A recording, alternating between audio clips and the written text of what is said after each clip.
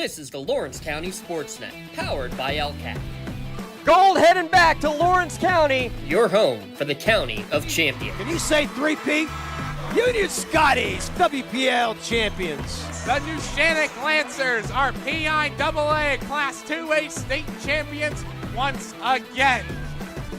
Swing and a miss. The Union Scotties. It's double gold for the County of Champions. Wilmington, your District 10 1A champ. Makes the catch. That will do it. Mohawk, back to back. Go celebrate. The top local athletes and the top sports moments all featured here, live or archived at lcsportsnet.com. There he is. Left corner for three. He's the now all-time leading scorer. Palmer McCain makes the catch. Somehow the adjustment, and he is going to take it to the house. Francis Monitis works through Ritson. Has a chance. Score! Off tip of the glove of the first baseman, Benedict. Actually recovered. And did they get her? They did! Oh, he has wide open.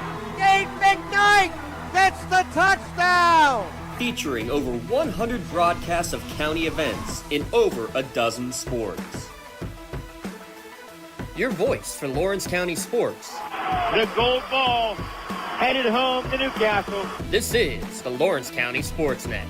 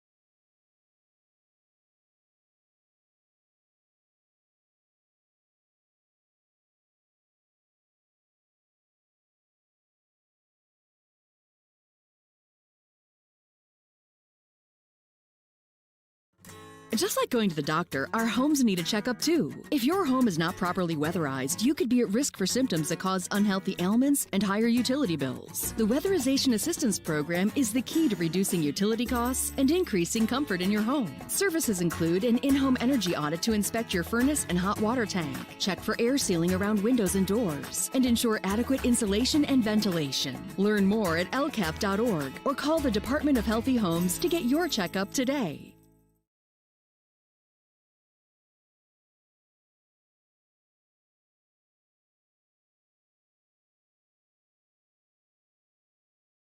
Thank you for calling Axe. Where can we take you today? To work, to the store, to Grandma's house. Axe can get you there, but it's much more than a ride. It's a joyride. I'm helping people. I'm getting them out of their house. I'm taking them to their doctors, to the grocery store. They say I'm entertaining.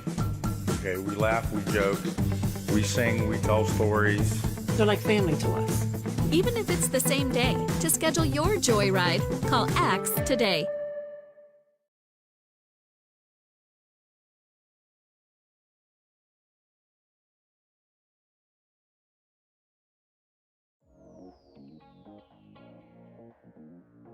Calling all sports fans. Never miss a moment with real-time alerts, keeping you in the loop when your favorite teams are playing. Get instant updates sent straight to your phone with game schedules, changes, and all the latest news. You can receive important updates and reminders, so you're always prepared for game time. Be the first to cheer on your local teams and show your support. Receive important updates and reminders, so you're always prepared for the game. Signing up is quick and easy. Don't miss out. Sign up now and stay connected to the action. Plus, follow us on social media for live updates, behind-the-scenes content, and community news. Dancerettes, marching band, and hockey. We're going to turn it over to our PA announcer for senior night festivities here at Neshannock High School for the class of 2026.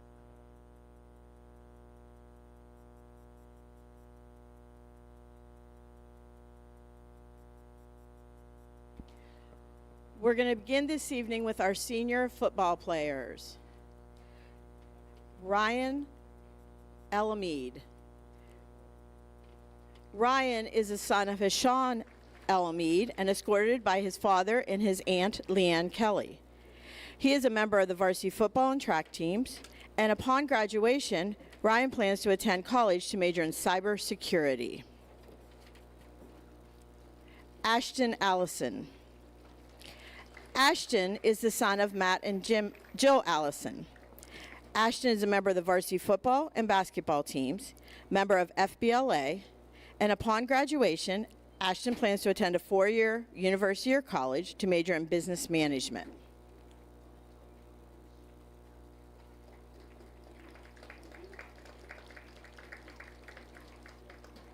Ethan Beeman.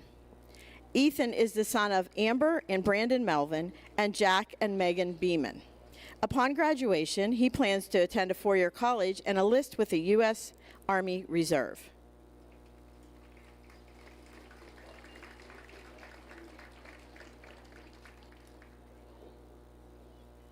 Dante Canciello.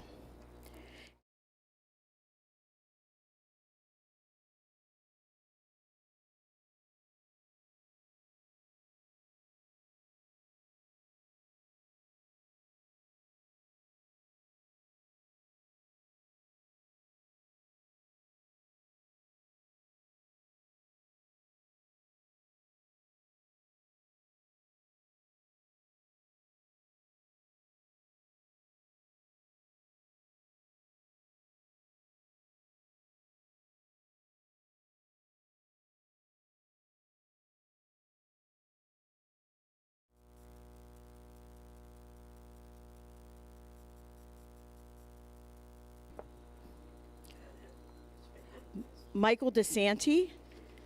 Michael is the son of John and Amy DeSanti. He's a member of the varsity football team and baseball teams. He is a member of Ski Club, Mock Trout, and FBLA. And upon graduation, he plans to attend college with an undecided major at this time. Also, his sister, Madeline DeSanti. She's a member of the golf team, a member of FBLA, Club Hope, and the Culinary Club.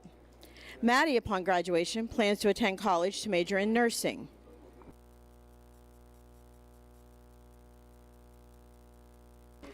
Anthony Aiken. Anthony is the son of Jim and Denise Aiken. He's a member of football, baseball, and track teams. Upon graduation, Anthony plans to attend college to further his athletic and educational career.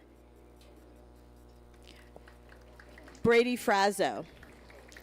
Brady is the son of Philip and Nicole Frazzo. He's a member of our varsity football team, and upon graduation at this time, his plans are undecided.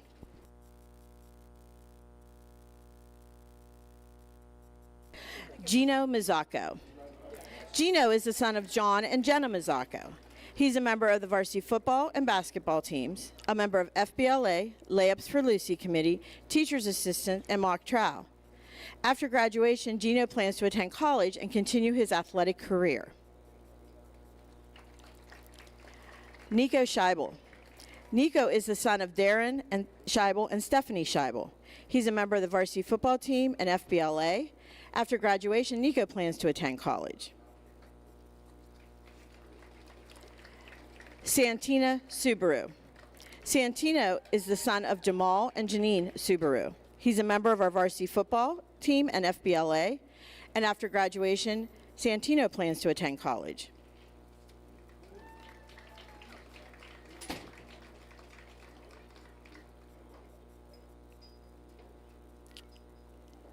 Hayden Tatterson.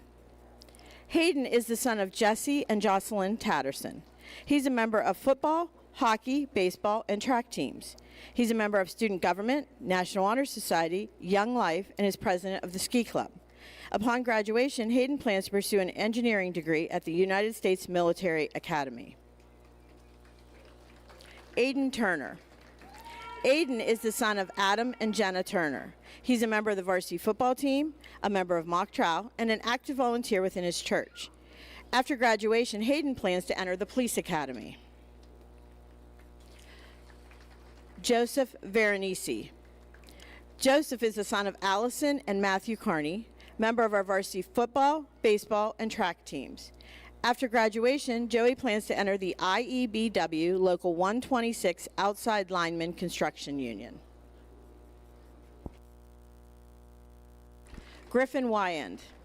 Griffin is the son of Ben Wyand and Kara Shetler. He's a member of varsity football, FBLA, ski club, and mock trial. After graduation, Griffin plans to attend college to major in business.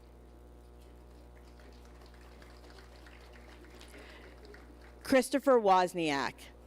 Christopher is the son of Brian and Lori Wozniak, member of the varsity football team, FBLA, Model United Nations, and National Society of High School Scholars. After graduation, Chris plans to attend college to major in business.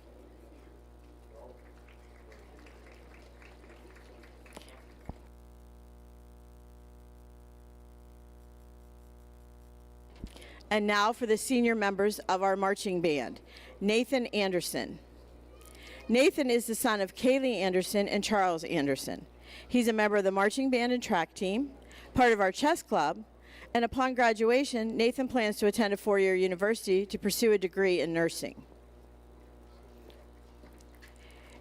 Ava Boazza. Ava is the daughter of James Boazza and Jamie Boazza. Ava is a member of marching band, a member of National Honor Society, Technology Student Association, Rotary Club, and jazz band. Upon graduation, Ava plans to attend Slippery Rock University to pursue a degree in political science. Maston Burkett. Maston is the son of Richard and Melissa Burkett. He's a member of the marching band, a member of TSA and ski club. After graduation, Maston plans to attend college. Callie Duffy. Callie is the daughter of Sean and Tammy Duffy. She's a member of marching band, concert band, jazz band, and choir. Upon graduation, she plans to attend Slippery Rock University to major in music education and minor in psychology. Christian Hale.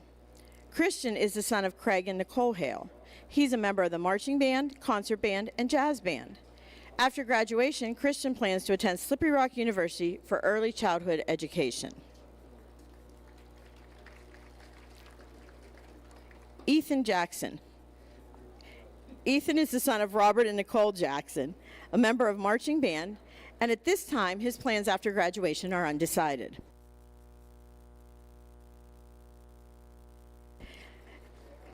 Sienna Carmacy.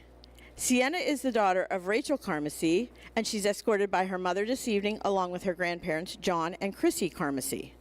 She's a member of the marching band, the art club, and our musicals, as well as a founder of the Adventures Club. Upon graduation, Sienna plans to attend a four-year college to major in English with a concentration in creative writing. Madison Lysak. Madison is the daughter of Alicia and Nate Lewis and David and Michelle Lysak. She's a member of marching band, ski club, Model UN, TSA, Rotary Interact, and the musical stage crew. Madison plans to attend Mercyhurst University after graduation to pursue a major in forensics, anthropology, and a minor in criminalistics. Lexi Pino. Lexi is the daughter of David and Lori Pino, a member of our marching band, TSA, Rotary Interact, and ski club. Lexi plans to attend Westminster College to pursue a pre-veterinarian degree.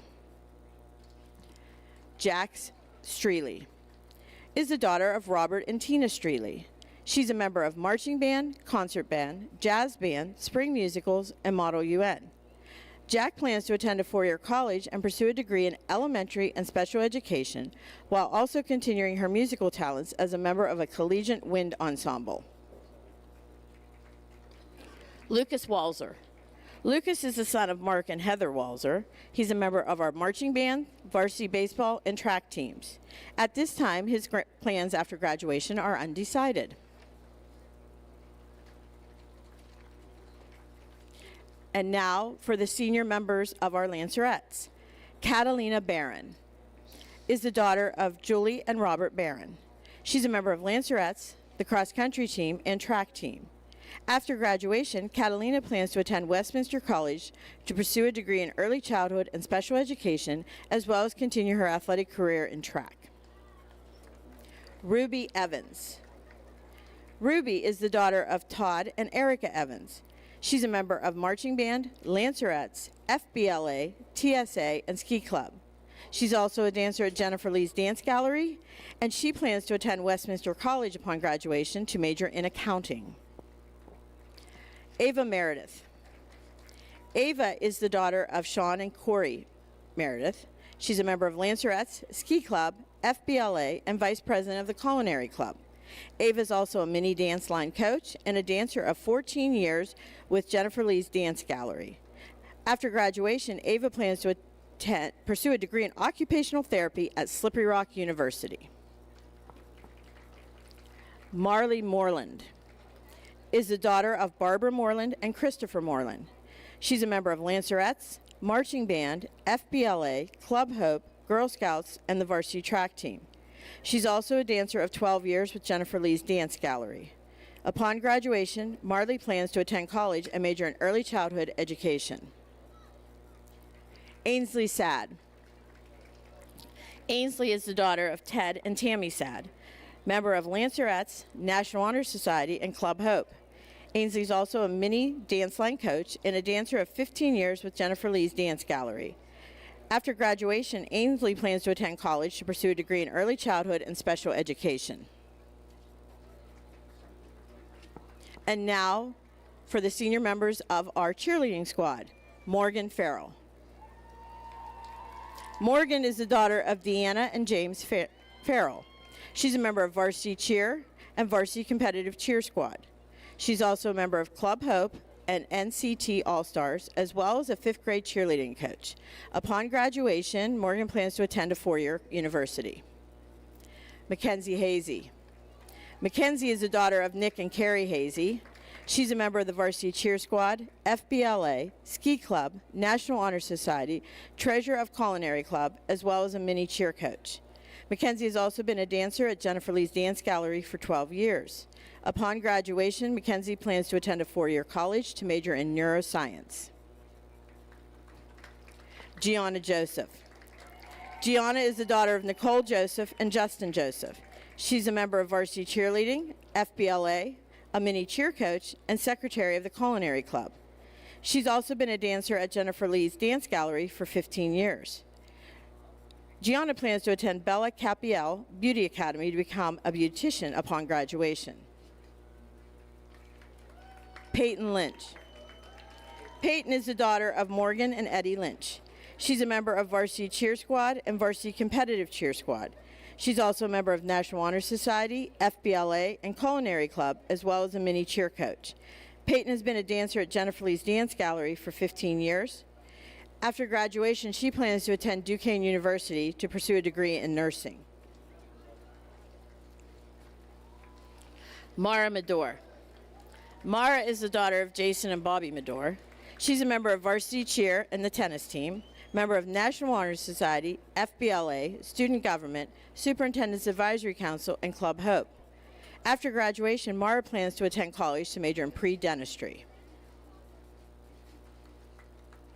Jackie Marone. Jackie is the daughter of Adam and Julie Marone. She's a member of Varsity Cheer Squad, Senior Class Vice President, Senior Class Extreme Leadership Representative, a member of Student Government, Superintendent's Advisory Council, and National Honor Society. After graduation, Jackie plans to attend college majoring in business. Gia Prosson. Gia is the daughter of Brian and Robin Prosson. She's a member of the Varsity Cheer Squad, Varsity Competitive Cheer Squad, a member of Ski Club, Club Hope, and FBLA, as well as a third grade cheer coach. Gia plans to attend college to major in speech language pathology. Bailey Tubbs. Bailey is the daughter of Kelly and Mark Brader and the late Jeremy Tubbs. She's a member of Varsity Cheer Squad and Competitive Cheer Squad. She's also a member of the Culinary Club and a mini cheer coach.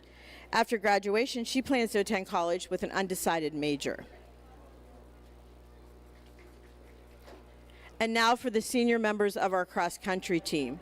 Stephen Almazar. Stephen is the daughter of Raquel Diaz and Santiago Almazar.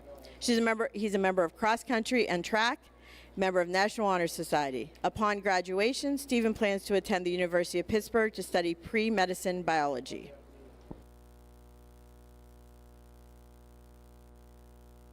Lainey Kitchlow. Lainey is the daughter of Susan Kitchlow and Bill Kitchlow. She's a member of the cross-country team, peer leadership, yearbook, mock trial, and Rotary Club. Upon graduation, she plans to attend West Virginia University. Xavier Mastropetro is the son of Erica Flamino and Brady Flamino, member of Varsity Cross Country and Track. He's an active participant in our spring musicals. After graduation, Xavier plans to attend Slippery Rock University. Now for members of our senior golf. Nora Ball. Nora is the daughter of Amy and David Ball. She's a member of the golf team, National Honor Society, FBLA, Club Hope, and Ski Club, as well as president of student government. After graduation, Nora plans on attending college to pursue a medical career. Cole Hutchison. Cole is the son of Ryan and Wendy Hutchison. He's a member of the golf and baseball teams, treasurer of the Ski Club, senior class president, president of National Honor Society, and a member of the Superintendent's Advisory Council and Young Life.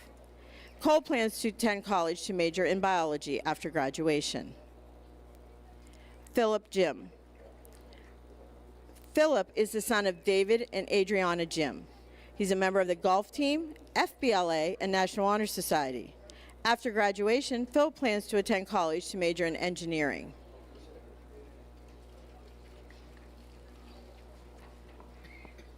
Now for the senior member of our hockey team, Trip Johns. Trip is the son of Marty and Gretchen Johns, a member of the hockey team, track team, Model UN, National Honor Society, and Young Life. Trip plans to attend college to major in pre-medicine biology upon graduation. At this time, I'd like to take a moment to recognize the senior members of our Lancer boys soccer team, Andrew Crow, Zayden Herb, Vasily Nefatissas, Arseny Nozakov, Diego Porez, and Mason Smith. Senior members of the Lancer tennis team.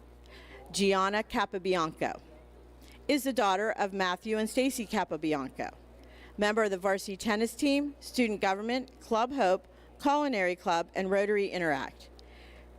Gianna plans to attend a four-year university to pursue a degree in pediatric occupational therapy. Gianna DeSalvo, also a senior member of our tennis team, is the daughter of Justin and Marina Dominic. She's a member of varsity tennis, softball, and Club Hope. Upon graduation, she plans to attend a four-year college to pursue a degree in communication disorders. And now for the senior member of our volleyball team, Ryan Owens. Ryan is the daughter of Liel and Brandy Owens. She's a member of varsity volleyball and FBLA. After graduation, Ryan plans to attend Teal College.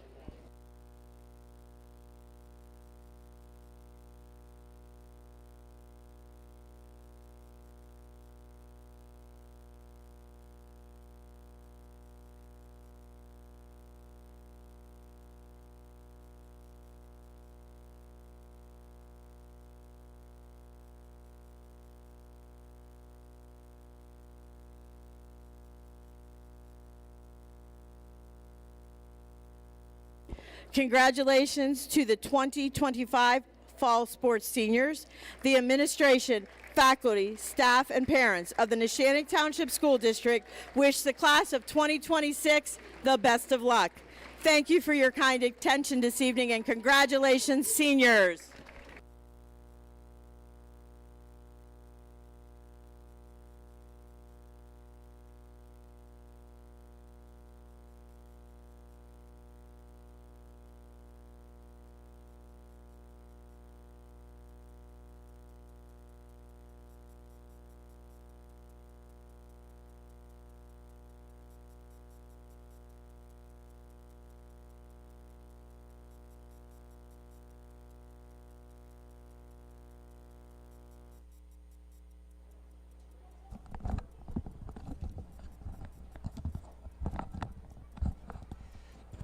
Your senior night festivities here from Bob Legge Stadium.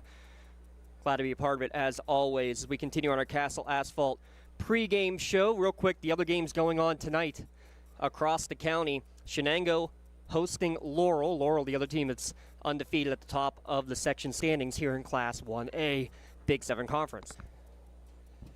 Also 1A in District 10, Wilmington travels to take on Mercer. And in Class 2A, Union at Freedom, Elwood City hosting Riverside, and Mohawk hosting Western Beaver. Send it back to field level for the playing of your national anthem from the Neshannock Marching Band.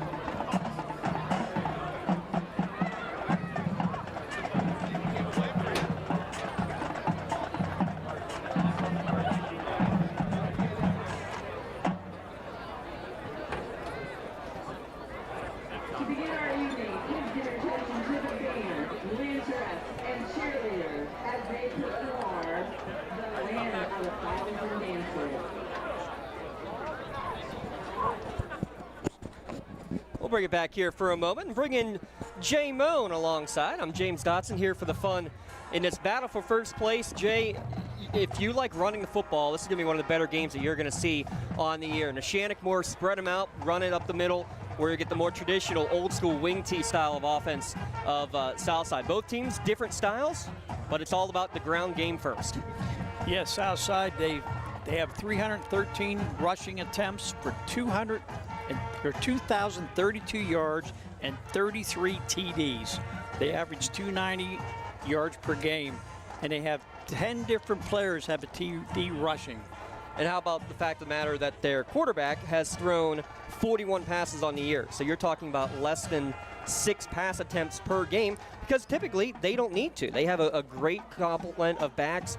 And the two big guys, they were both over 100 yards a week ago, Amari Moman and AC Corfield. those two, I mean, you can't focus on anybody in a wing tee. Those two, though, not only are they the leading rushers, they're the leading receivers on this team, too. They are the straws that start to drink. Then you throw in Thorne Johnson, too. Yeah, as a third option, and Will Morgan as the fullback. So everybody gets involved, and that's the big issue, Jay, when you're playing against a team that runs the wing tee. You got to stay disciplined. You can't, fall for the eye candy. You got to just play your assignment. Don't miss. Yeah, right, and don't miss. One missed tackle and things could go the wrong way. We'll talk about the Neshannock offense a little bit here in a moment with Anthony Aiken and company running their ground game, but we're going to pause first for the playing of the national anthem.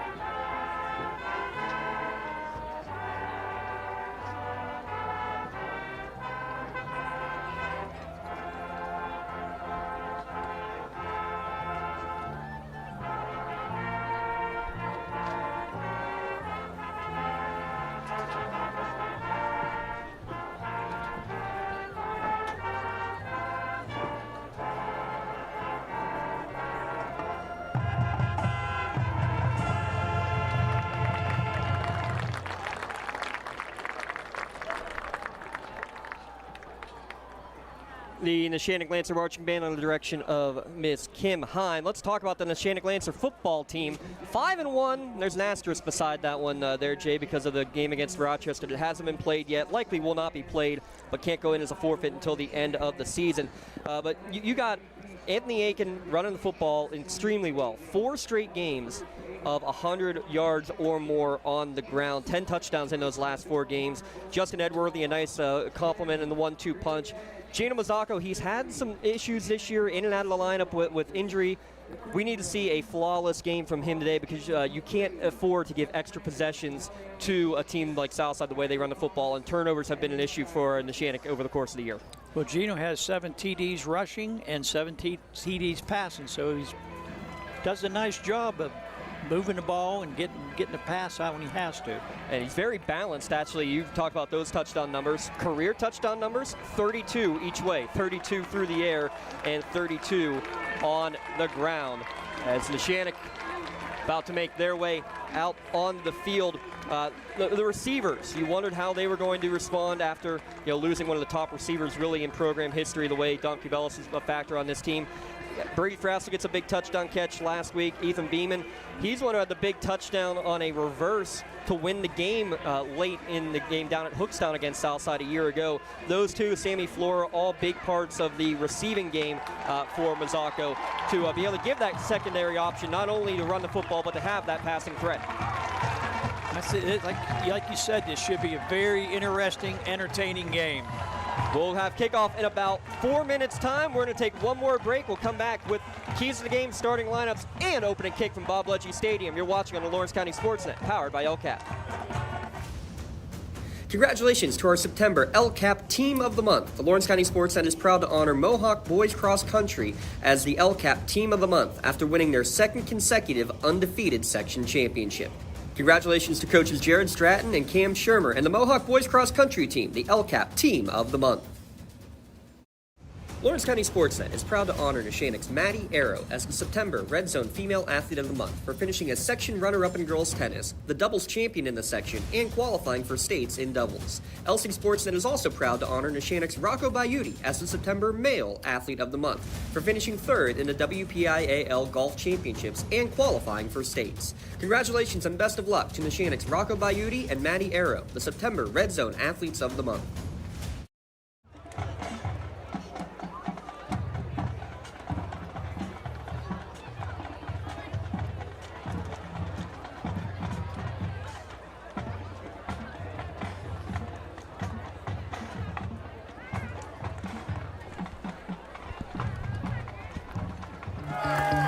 Like in sports, it takes a great team to protect you, your family, and your business. MVP Insurance is that team. From home and auto to life and commercial insurance, you can count on us for coverage that adapts to your needs. We're committed to excellence for our clients' experience and in serving our community. It's a winning combination. MVP Insurance. Don't get left on the sidelines. Log on to mvpins.com or call today to get your free quote.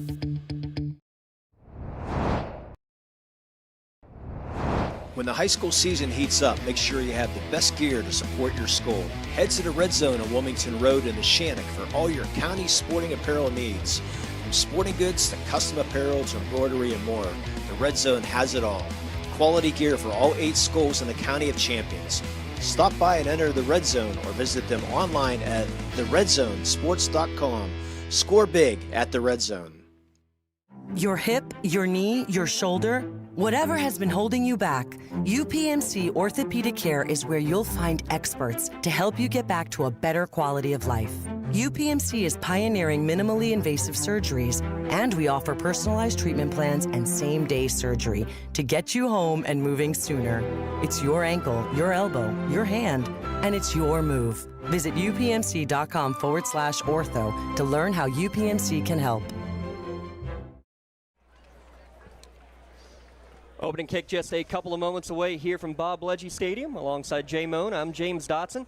Look at the starting lineups in a minute as the captains meet out at midfield for the opening coin toss. But first, let's talk about some of the keys to the game here today. Your keys to the game brought to you by LGKG. They have the home field advantage. Let's see what the teams have with their advantages here today. Both teams like to run the football. It's all going to be about the turnover battle more than anything. Again, Neshannock has fallen behind because of early turnovers the last few games. Jay, you can't do that against this Southside team.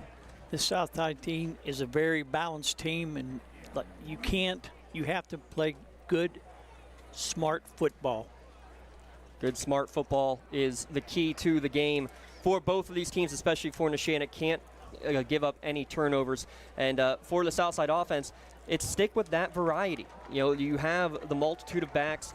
Obviously, you have a couple of really, really good ones in Amari Moman and AC Corfield. We won't see them immediately. We'll see the defense out on the field first as Southside wins the toss and defers to the second half. So we'll see Gino Mazzocco and company doing battle first on the offensive side of the field. That wraps up our Castle Asphalt pregame show. Castle Asphalt provides commercial or residential asphalt paving, commercial site work, or commercial line striping. www.castleasphalt.com.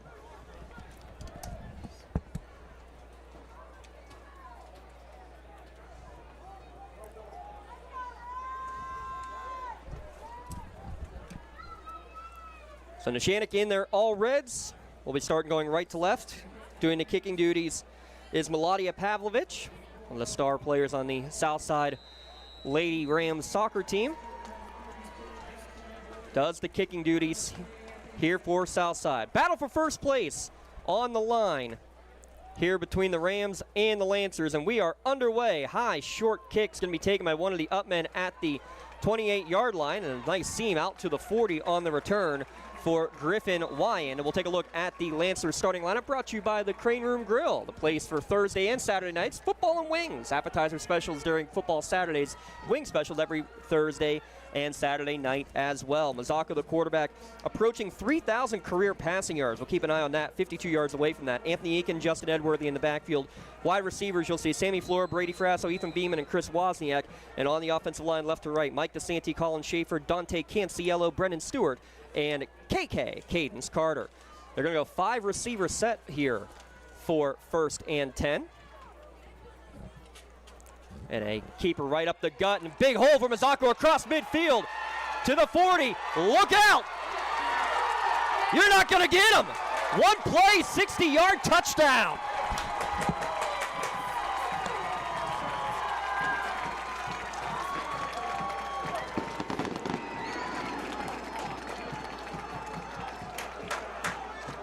That is how you start a game. One play and you have a touchdown in the books. Just 16 seconds off of the clock. That's an easy Joseph's Marketplace drive summary. Even I could figure that one out. Your brother Lee couldn't. Yeah, you can pick on Lee. He's away. Happy anniversary. A 10 out of 10 for those two, and then an extra yard coming up on the conversion attempt here.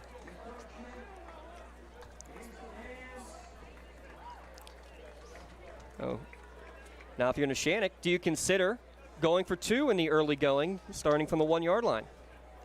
Doesn't look like it. Looked over to coach. He said, nope, kick it through. A lot of times, a lot of coaches won't even move it up the extra half yard if they're going to continue to kick it, just to not change any eyesight or anything for their kicker. But Amari Rapchak on to attempt the extra point. Brady Frasso the hold. The kick is up, and it is good. Just like that, 7-0 Neshannock. 1 play into the game. We'll be back in a moment. Neshannock and Southside here on the Lawrence County SportsNet, powered by LCAP. Castle Asphalt and Construction is driven to provide quality, cost-efficient pavement-related services to Western Pennsylvania. Every paving or construction service at Castle Asphalt begins with a thorough site inspection of the area to allow their team of professionals to become familiar with the unique conditions of your home or business. Once the site inspection is complete, Castle Asphalt provides you with a detailed plan of the design, cost, materials, and time of completion, so you know exactly what to expect during your construction. Visit castleasphalt.com to request a quote for your next project and make your dream design come to fruition. For 20 years, Melee Chiropractic has treated athletes of all ages to help them get safely back to the top of their game. Melee Chiropractic has 3 full-time doctors in their office, and all 3 are former area athletes who have had to battle injuries throughout their careers. They want to help you get safely back on your feet.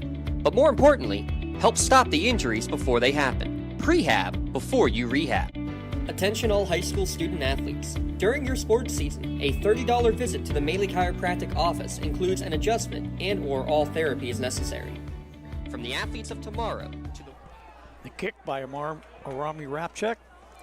Taken at the 10-yard line for Southside, going right up the middle and running into a convoy of Lancer returners at the 27-yard line. So let's take a look now at the starting offense for the Southside Rams. 1 play already trailing 7-0. The offensive line, Ryan Shaw, Lucian Williams, Jack Glenn, and Cody Melmauer.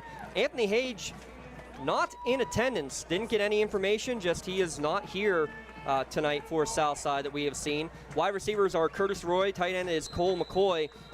The wingbacks, Amari Mormon and A.C. Corfield, both 100 yards rushing last week. Will Morgan is the fullback, and Todd Matejevich is under center. And motion and a false start pushes Southside back. And a 3-yard cloud of dust offense can't afford to do that, Jay. No, that's not how you want to start. After giving up that first quick touchdown, they want to come out and get something going right away.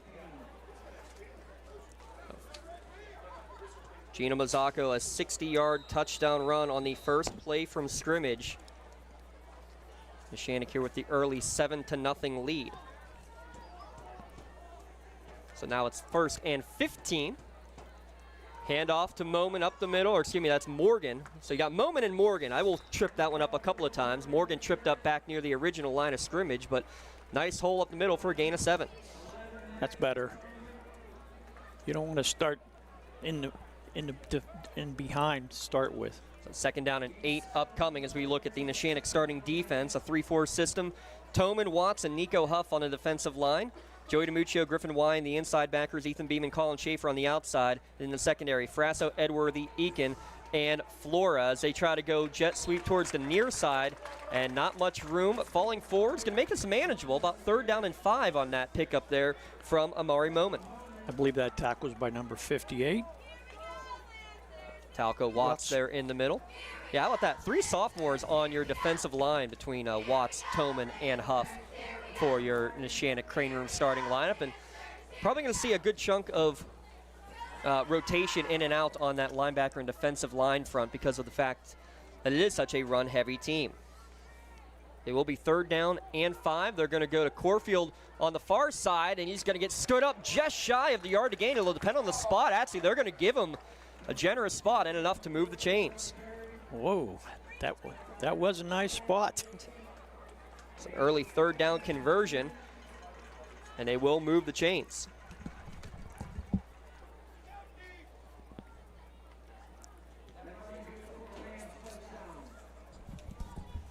Yeah, needed to get to the 39, and they got to the 39 in about 1 inch. So 1st and 10.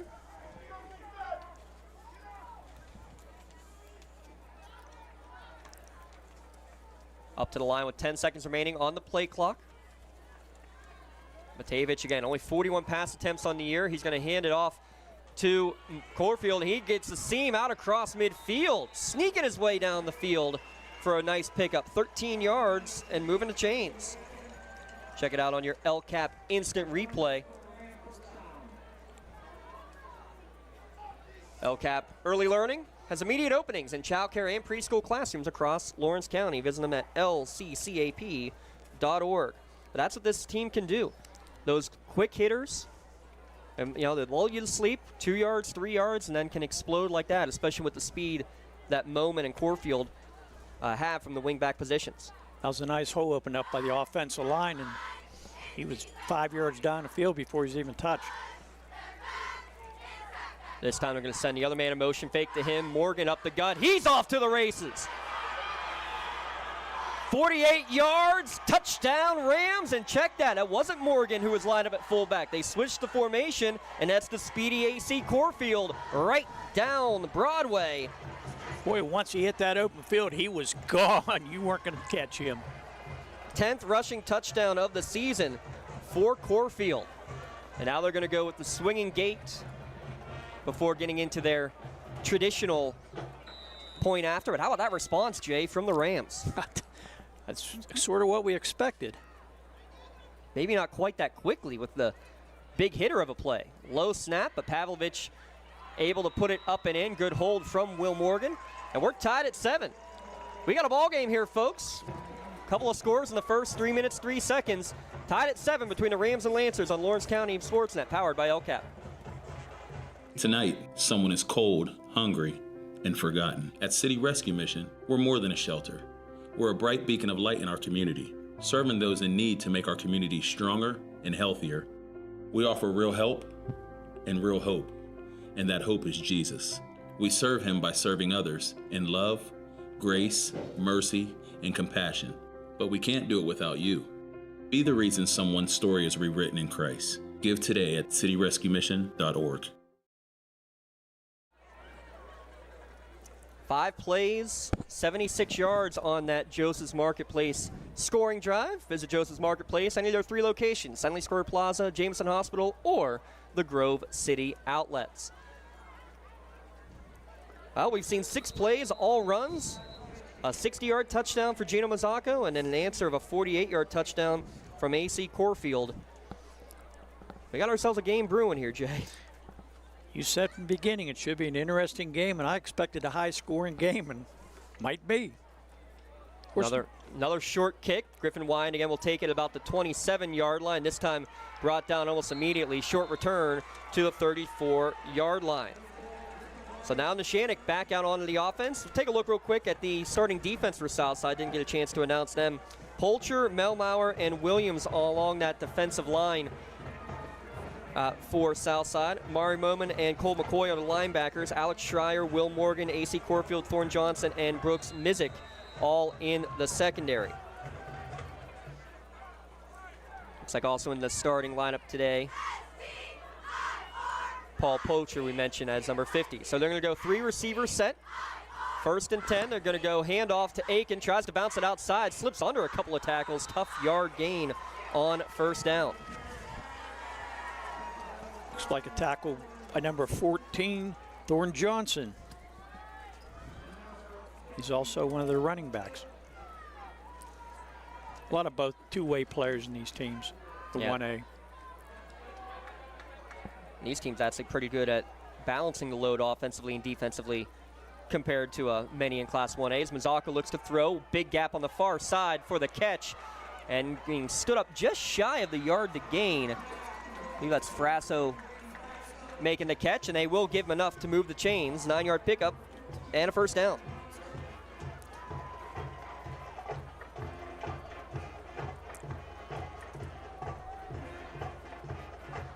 Is there a flag there? They're talking about something on the far sideline. I think they're just probably talking with the coach, maybe a potential, like, want to make sure there's nobody on the sideline running into the officials. Oh, no, there was. You're right, Jay. I didn't see that. An inadvertent face mask late in the play as well gives an extra 5 yards. I saw him sticking it back in his pocket. So just 5 yards further, puts the ball right at midfield for 1st and 10. Mazzacco's going to send Tatterson as the motion man, tight end to the right. From the pistol, handoff, jump cut, and a 3 or 4 yard pickup before Aiken is wrapped down. But again, getting a 3 or 4 yards on 1st down is what makes any offense, especially this Lancer offense, go. That was tackled by Ryan Shaw and some friends.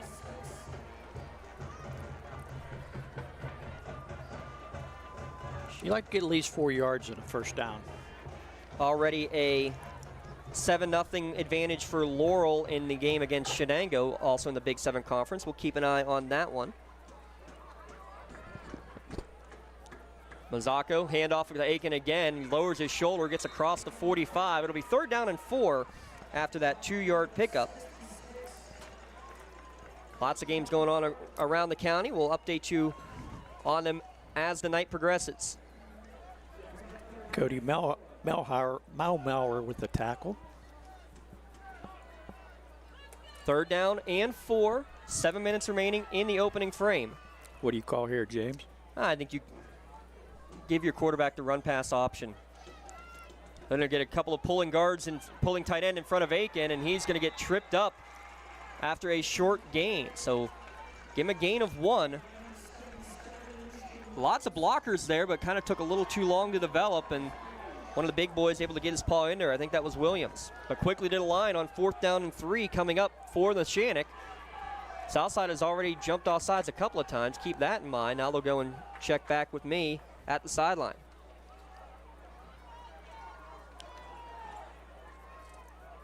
They do snap it. Design run from Mazzacco. Cuts it upfield, and he's not going to get there.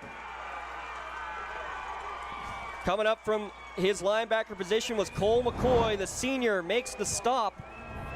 Turnover on downs. So after a one-play scoring drive for Neshannock, they're able to get a 1st down here, but no more. They turn it over on the change of possession. I thought that was going to be an easy yard to pick up, but they just could not get it. Good defense by Southside. So they'll have it 1st and 10 at their own 42-yard line.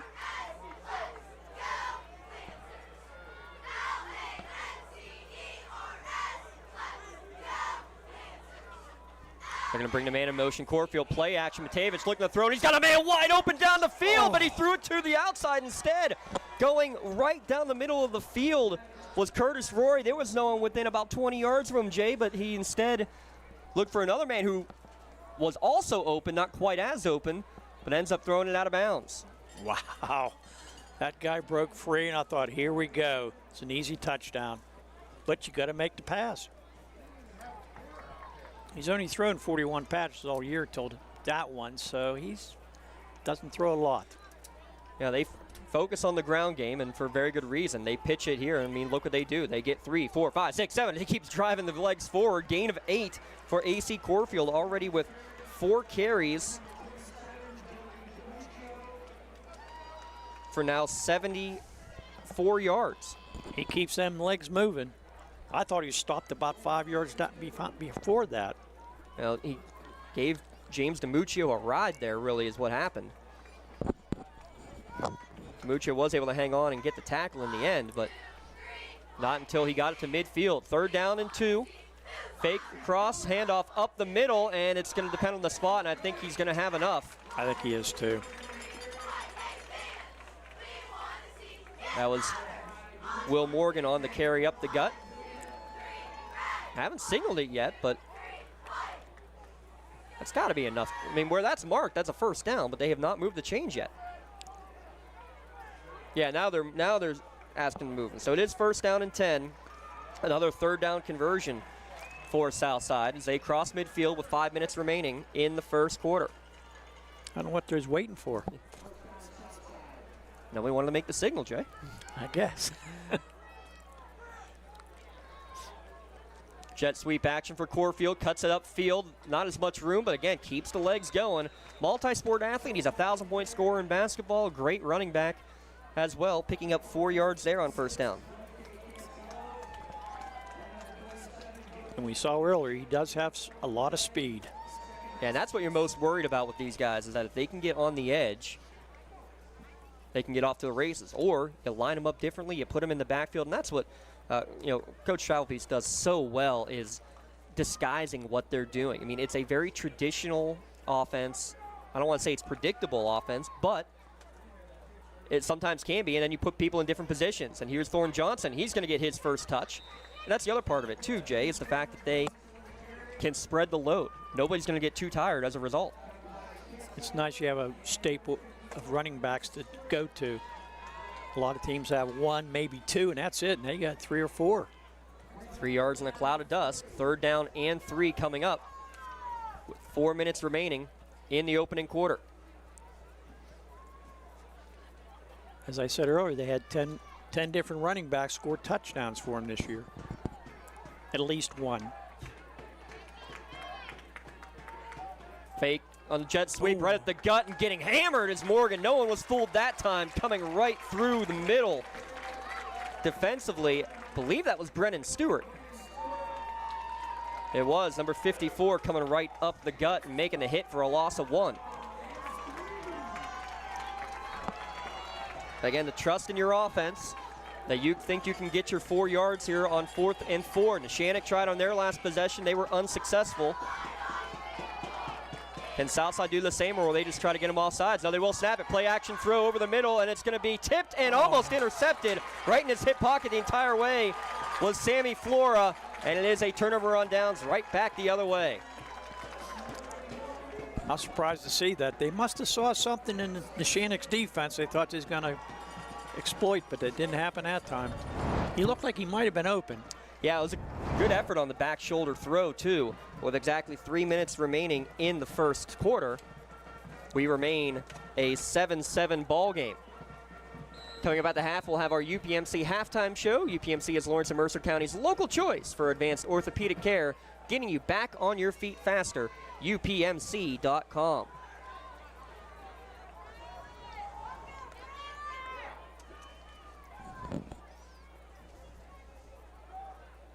Elwood City with a 6-0 lead in the Ravel Cup, the 40th edition of that series. Jet sweep, Beeman trying to get to the outside, and he's not going to be able to do so.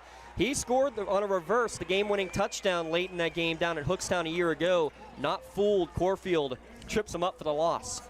Nice play by Corfield. I thought he was going to get that edge, and Corfield said, no, you're not. Loss back to the 40, so a loss of 2.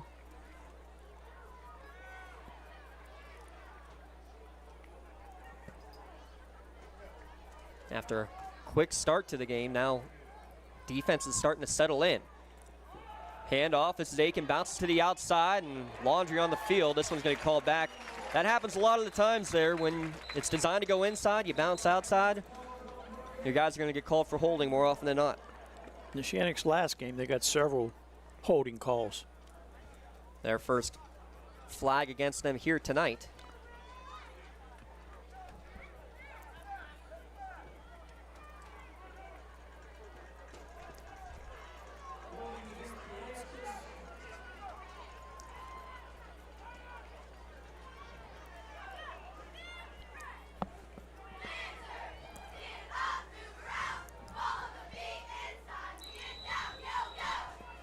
It'll be from the previous spot. So 2nd down and 22 now for the Lancers.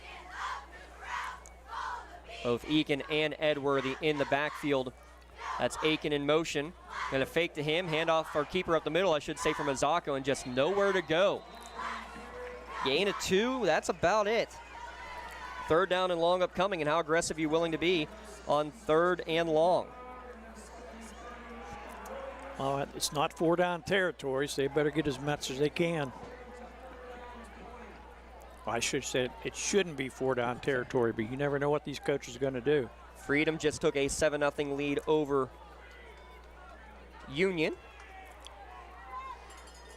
See Mazako passes this time. He does look to throw on 3rd and long. That looks to set up a screen, and it's going to be well read. Mazako just has to throw it away, wisely just throwing it away. But it's going to be a 3-and-out for Neshannock. Good job by that defensive lineman staying with Aiken coming out of the backfield that entire way. That was Cody Melmauer. Senior-laden teams on the offensive and defensive line for both the Lancers and the Rams. Veterans, experience makes a big difference, Jay. Yeah, it does. They've been here before.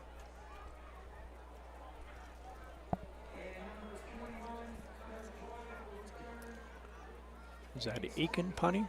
I believe it is. Low snap, He bobbles it, he has to get it off and barely does. And it's going to be about a 3-yard punt as a result. The low snap through the timing off. He actually did a great job just to get the kick off in time. He's ran into the kicker. I mean, did they say it was partially blocked because there's no flag? I would say it might have been partially blocked the way it fluttered. So Neshannock loses yards on that possession. They started at the 42. The punt goes to the 40.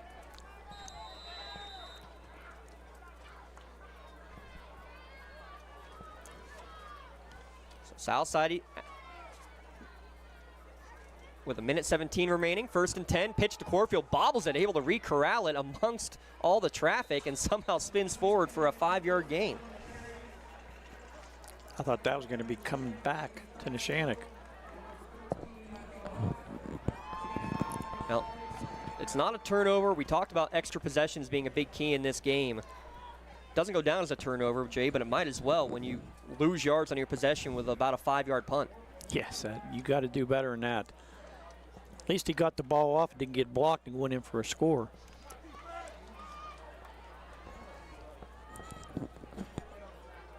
Second down and 5. Again, Matevich under center. Corfield fake to him, fake to the second man through, and then coming through third man is a Mary Morin. And Moman's going to get a 3-yard gain. And there it is. Again, the eye candy. If you focus too much on Corfield, well, then you forget him. And then Morgan up the middle. Forget about him. He's the lead blocker for big number 2 as the third man through. This running attack is impressive. First carry of the game by my count for Amari Moman. Should be his second. Is that the end of the quarter? That will be the end of the quarter. They will switch ends. They'll have a 3rd down and 2 on the other side of this timeout. Tied at 7 at the end of 1 here from Bob Ledgy Stadium. Battle for first place in the Big 7 here at LC SportsNet, powered by LCAP. Tired of gasoline costs? Why drive? Let the Newcastle Transit Authority take you where you want to go. Serving the city of Newcastle and stops throughout Lawrence County, as well as weekday service to Pittsburgh. Public transportation just makes sense. Why drive when you can relax and ride? For more information or for route schedules, log on to newcastletransit.org. The Newcastle Transit Authority, going your way. And remember, senior citizens ride free. At Medore Bonner Law, we're more than just attorneys. We're your community partners. With a combined experience that spans decades, attorneys Jason Medore, Michael Bonner, and Greg Rossitelli are your trusted advisors for all legal matters.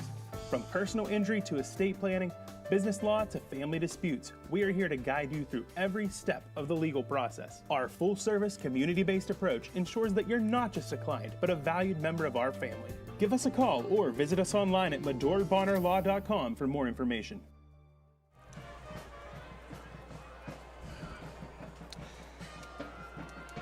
Third down and 2 coming out of the break as we start the second quarter.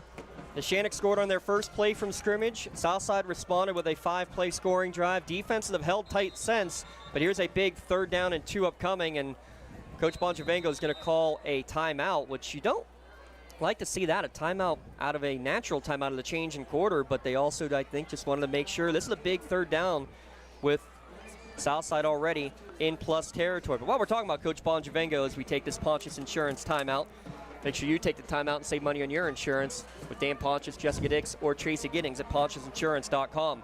Great piece in the Post-Gazette today about not the youth movement, the age movement, I guess the best way to call it, in high school football. A lot of assistant coaches still going at it. And the headliner is Frank Bongivengo Sr. at 87 years old, still going strong. His doctor says, hey, you need to calm down on your workouts 4 days a week. But yeah, go ahead, keep coaching with your grandson and your son as other coaches on the staff, and your boss is your grandson. How awesome is that? I hope my grandkids like to do that with me when they get old, when I get a little bit older. Jay Moan, 29 for about 30 years.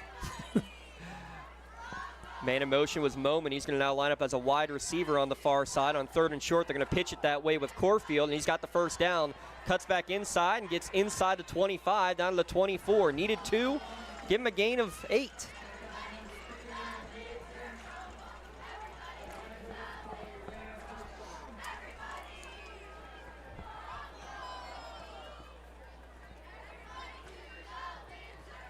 Laurel now a 21-0 lead as we look at our out-of-town scoreboard. Scrolling scoreboard going on the bottom of the screen throughout the course of the evening. You can check that out. It's Laurel in control early. Elwood City also just put one on the board to increase their lead over Shenango. Pitch coming to the near side for Corfield. He's going to get inside the red zone.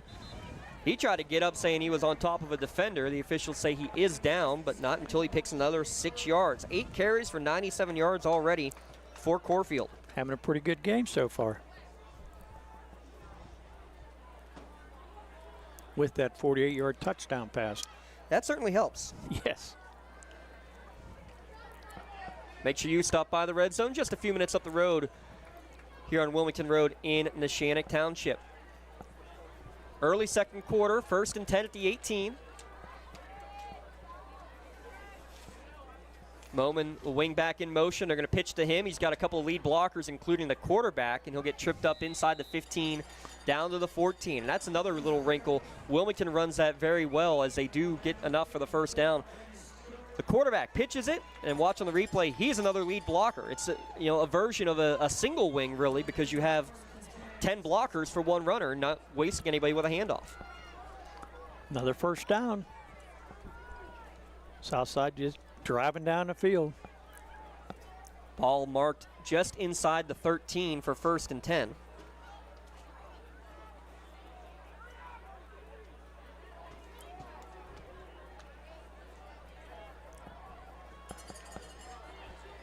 Under center. Pitch again to Moman, same play, gets inside the 10. They're finding holes on the interior of that line, and impressive stuff too, again with one of your big linemen not there here tonight. They're stepping up, gaining 7 on that one. 2nd and 3 inside the 5.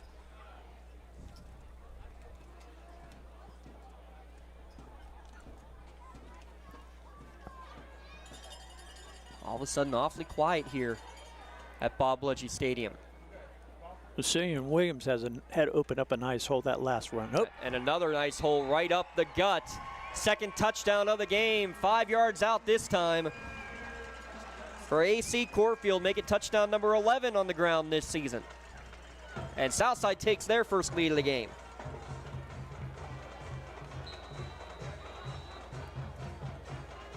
Right up the gut, almost untouched as he makes his way into the end zone.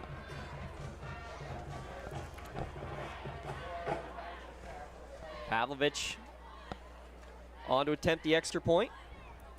Snap is good, hold is good, and the kick is true. 14-7 with 9:25 remaining in the first half. Southside leads on the road. You're watching at LC SportsNet, powered by LCAP.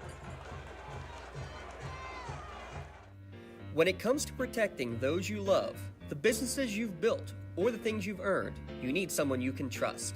Who better to protect your interests than a local insurance agent? Pontius Insurance is a team of local agents helping local residents in Lawrence County and surrounding areas, specializing in auto, home, business, and life insurance. Come see Dan Pontius, Jessica Dix, and Tracy Giddings, and the rest of the team at Pontius Insurance, and receive the personalized service you deserve. GEM building contractors and developers have a proven record of performance on any size project. They bring value, local craftsmanship, expert management to meet any challenge. From design construction, from inspection to budget estimation, GEM Builders has been building our community for 70 years. Kickoff by Malaja Pavlovich. Deep kick this time, still taken this time by Edworthy at the 18-yard line, and not much to go. Gets out to the 30-yard line. Can't panic yet if you're Neshannock, though they are trailing for the first time tonight. Just need to get into a little bit of a better flow on offense. I mean, a one-play scoring drive on the first play of the game. But since then, they've run 8 plays, gotten 1 first down. They just got to find a little rhythm here, I think, Jay. Getting stopped in that 4th down sort of took a little wind out of their sails, but see if they get something going here. Coming back to the game, we will announce our Maley Chiropractic play of the game. Old Joints got you sidelined. Doctors Mitch Maley, Chris Ardro, and Kelsey Bowser can get you straightened out. 1st and 10 at the 30-yard line. They're going to send Beeman, the man in motion. A little pop pass forward to him. Trying to get to the edge. Big block made by the running back Aiken. That's going to spring him for a 15-yard gain. A shout out to Doran Concrete. Big block in the trenches there, laying the foundation for your homer business at doranconcrete.com. Southside player get up a little slowly there. He dove for the tackle and didn't make it. Polcher. Looks like he's going to take a little break.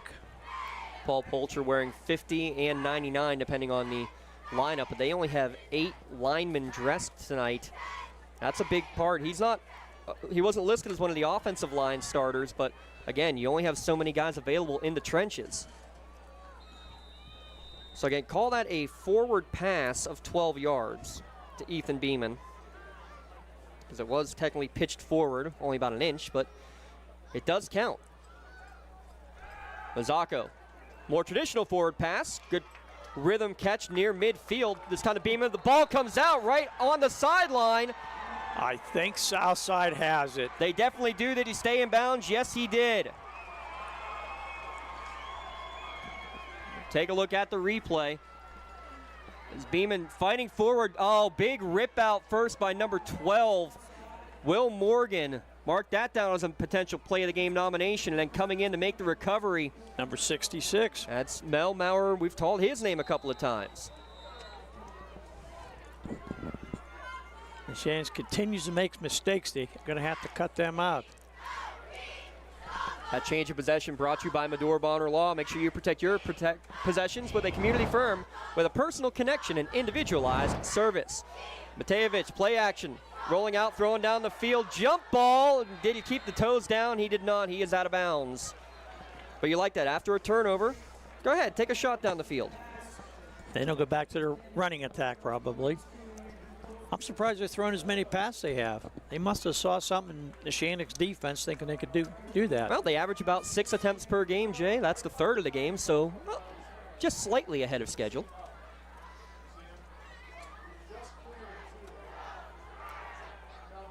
Just under 9 minutes to go in the first half. Southside's been in control. Pitch to Moman, and a convoy in front of him. Huge blocks in the trenches. He's going to pick it up for the first down. That entire sea of white pushed the Red Hats backwards. Look at this on the replay. Everybody in red moving backwards towards their own goal line. Very good blocking by Southside.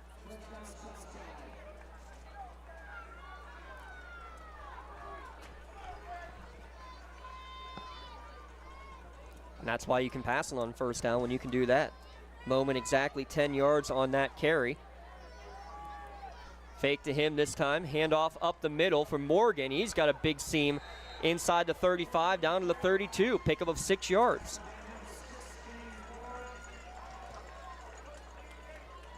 On the last drive, listen to these numbers. They ran 7 plays all on the ground. Carries of 5, 7, 5, 7, 5, 8, and 6 on the last drive. On this drive, so far, carries of 10 and 6. Chunk yards, I mean, you want to get 3 yards in a cloud of dust in this type of offense. They're averaging 6 or 7. They're moving the ball. Shannock's going to have to step up their defense a little bit. Another quick hitter up the gut from Morgan. He's going to get close to the first down, inside the 30, mark it at the 29, so 3rd down and 1 upcoming.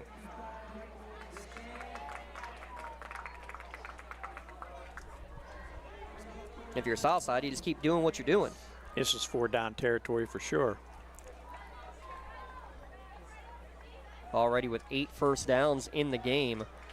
Got a Newcastle Transit Authority scoring update coming after this play as well. 3rd and 1. They're going to pitch it to Corfield with lead blockers in front. He's got the first down, moves the pile inside the 25, down to the 24. Needed 1, picked up 5, and he goes over the century mark here in the first half with that carry as well. Southside is 4 of 5 on 3rd down so far tonight. West Allegheny 10, Newcastle nothing. That's a surprise. Of course, the game's young. Well, you hope for the sake of our county teams that a little wake-up call will be upcoming. Elwood City with a 12-0 advantage over Riverside right now. Laurel leading Shenango 21-0 at last check. Here a 14-7 Southside lead as another handoff for Corfield on the edge. Better read there by Neshannock, but still picks up a couple of yards. And that's kind of the key. If you play your assignment right, Jay, you're going to hold them to maybe a 2 or 3 yard gain every time. The issue is you got to do that on every play. And they just don't seem to be doing that right now. We were talking about that being a good defensive play, and they still picked up 3 yards to stay on schedule. Quickly approaching the midway point of this first half, or of this second quarter, excuse me. Very moving game, but when you run the ball, the clock runs.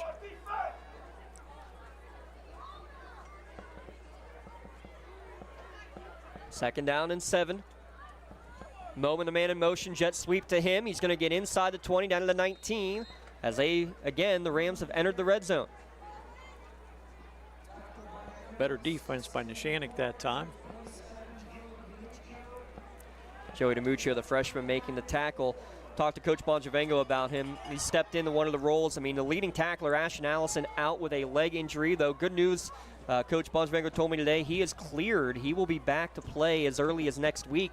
They feared he might be done for the season with a broken leg. Yes, it was broken, but a hairline fracture, and amazingly, he's been cleared. But DiMuccio has come in and been a huge vocal leader as a freshman, he said. Impressive words from the coach. QB sneak, he sees it right up the gut, and will move the chains. How about that? You don't see a lot of carries for Todd Matejevich. In fact, it's only his 16th carry of the year, but he saw an opening right over the center and said, thank you very much. Jack Glenn opened up a great hole there. Another first down. Was that 8? That's 9. 9. And now 5 of 6 on 3rd downs. Pitch to Moman. Inside the 10, moving the pile inside the 5 before he's knocked down. I guess they'll mark it at the 6. Nice tackle by Aiken that time. 10th play of the drive upcoming. A drive that has already taken off 4.5 minutes from this clock, and that's what this team does. Shortens the game with their ground attack. Well, the gain is 7. I didn't think it was that much. Going to pitch it to the near side, trying to bounce outside, now cutting up as Corfield stood up by a multitude of Lancer defenders at the 5. He might have gained 1 if he's lucky. Yeah, he didn't get inside the 5, though they, mark it right at the 5. Gain of 1. 3rd down, call it 2 to go. Southside's been very efficient on 3rd down so far.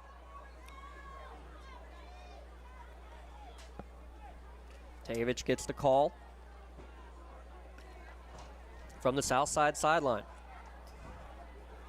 3rd and 2. Matejevich under center. He's going to sneak it again right up the gut. They get the penetration they need, and again we'll move the chains. Needed 2, give him a gain of 3. It's going to be first and goal from about the 2-yard line.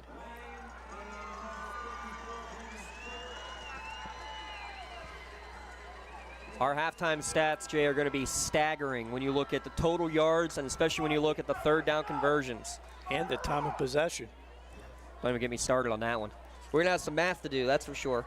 Well, you're a teacher, so you should be able to handle that, James. I guess.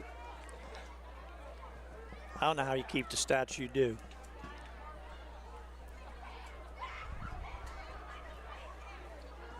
First and goal from the 2. They're going to pitch it. Corfield looking for his 3rd touchdown. He's undercut. The ball's loose. Neshannock thinks they have the football. The officials are saying that he was down. Neshannock is out of the pile with the football, but they're saying he was down. And Neshannock is livid. They can't believe it. Looks like a gain. Gave him a gain of 1. Let's see a replay in this, James.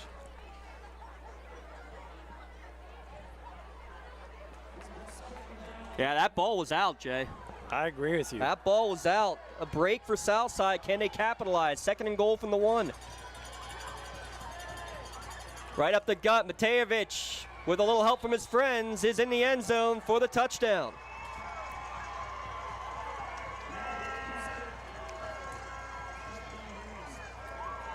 Six minutes and 42 seconds on that scoring drive.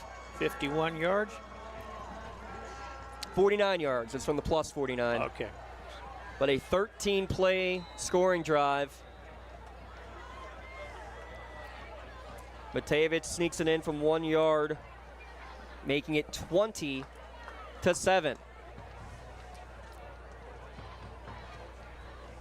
Melania Pavlovich on for the PAT, and it sneaks inside the left upright and good. 21-7, Southside leads Neshannock. Back in a moment. You're watching on the Lawrence County SportsNet, powered by LCAP. Hey, Mom, do you need a ride to the store today? Oh, no thanks, hon. I got it covered. Mike's taking me. Okay, well, you have a doctor's appointment tomorrow, right? I can take you to that. No, I got it covered too. Mike's taking me. Mike? Yes, Mike's my Axe driver. Picks me up right at my door and even helps carry my groceries. It's so convenient to schedule and ride with Axe. Wish I would have called him sooner. Okay, Mom. Sounds like you got it covered. I have an apple pie ready to eat. How about you help me with that? Attorneys Parada, Jones, and McCree are dedicated to giving their clients the best chance at a positive result. From personal injury, criminal and corporate law, real estate, municipal law, to wills and estates, their team will work with you through every step of the legal process. With Parada, Jones, and McCree, excellence is our guarantee.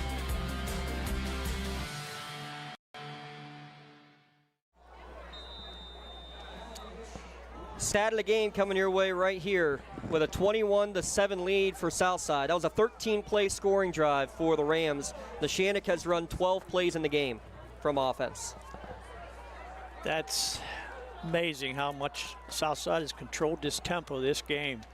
Kickoff to the 20-yard line from Pavlovich, coming towards the near side. Little avenue up the middle, out to the 35 on the return for the Lancers with 2 timeouts remaining. That was Aiken on the return. Got to play your game. You can't get out of your system. Still plenty of time left, but you also got to know the way Southside runs the football. Possessions will be limited in this contest. If you get a chance, you better make some yardage here. I'd like to see Neshannock get something before halftime. Even if it is a field goal, anything. Because Southside gets the ball to start the second half also. That's a great point, Jay. They'll go trips right on first down. Edworthy to the right of Mazzocco, and he trips as he gets the handoff, and that's not the way to start the drive. No gain on the first carry of the game for Justin Edworthy. He might have lost a yard in that. Lance is quickly back up to the line, kind of a modified no huddle 2-minute drill. Mazzocco drops back on 2nd and 10. Now flushed out of the pocket to his right, and he's just going to fire it towards the cheerleaders and out of bounds. Smart play by Mazzocco, because there was nobody open down the field. Pressure in his face from Paul Polcher. We saw him leave the field on the last possession with an injury. Good to see him back out there for Southside. I think he took a dive to try to make a tackle, and he landed on his stomach. I think it's about all it was. Yeah, he just got the wind knocked out of him. Right now, the wind out of the sails of this Neshannock Lancer team and the faithful in the stands. 3rd down and 10 for Neshannock. Dropping back, Mazzocco. Polcher gets to him off the edge, and he's not going to get the sack, but he's the reason why Mazzocco is on his back. Give credit to the sack for Coley Melmauer again involved in the play. I thought there was going to be a hold on Neshannock that time, but they didn't call it. Didn't need to. Yeah.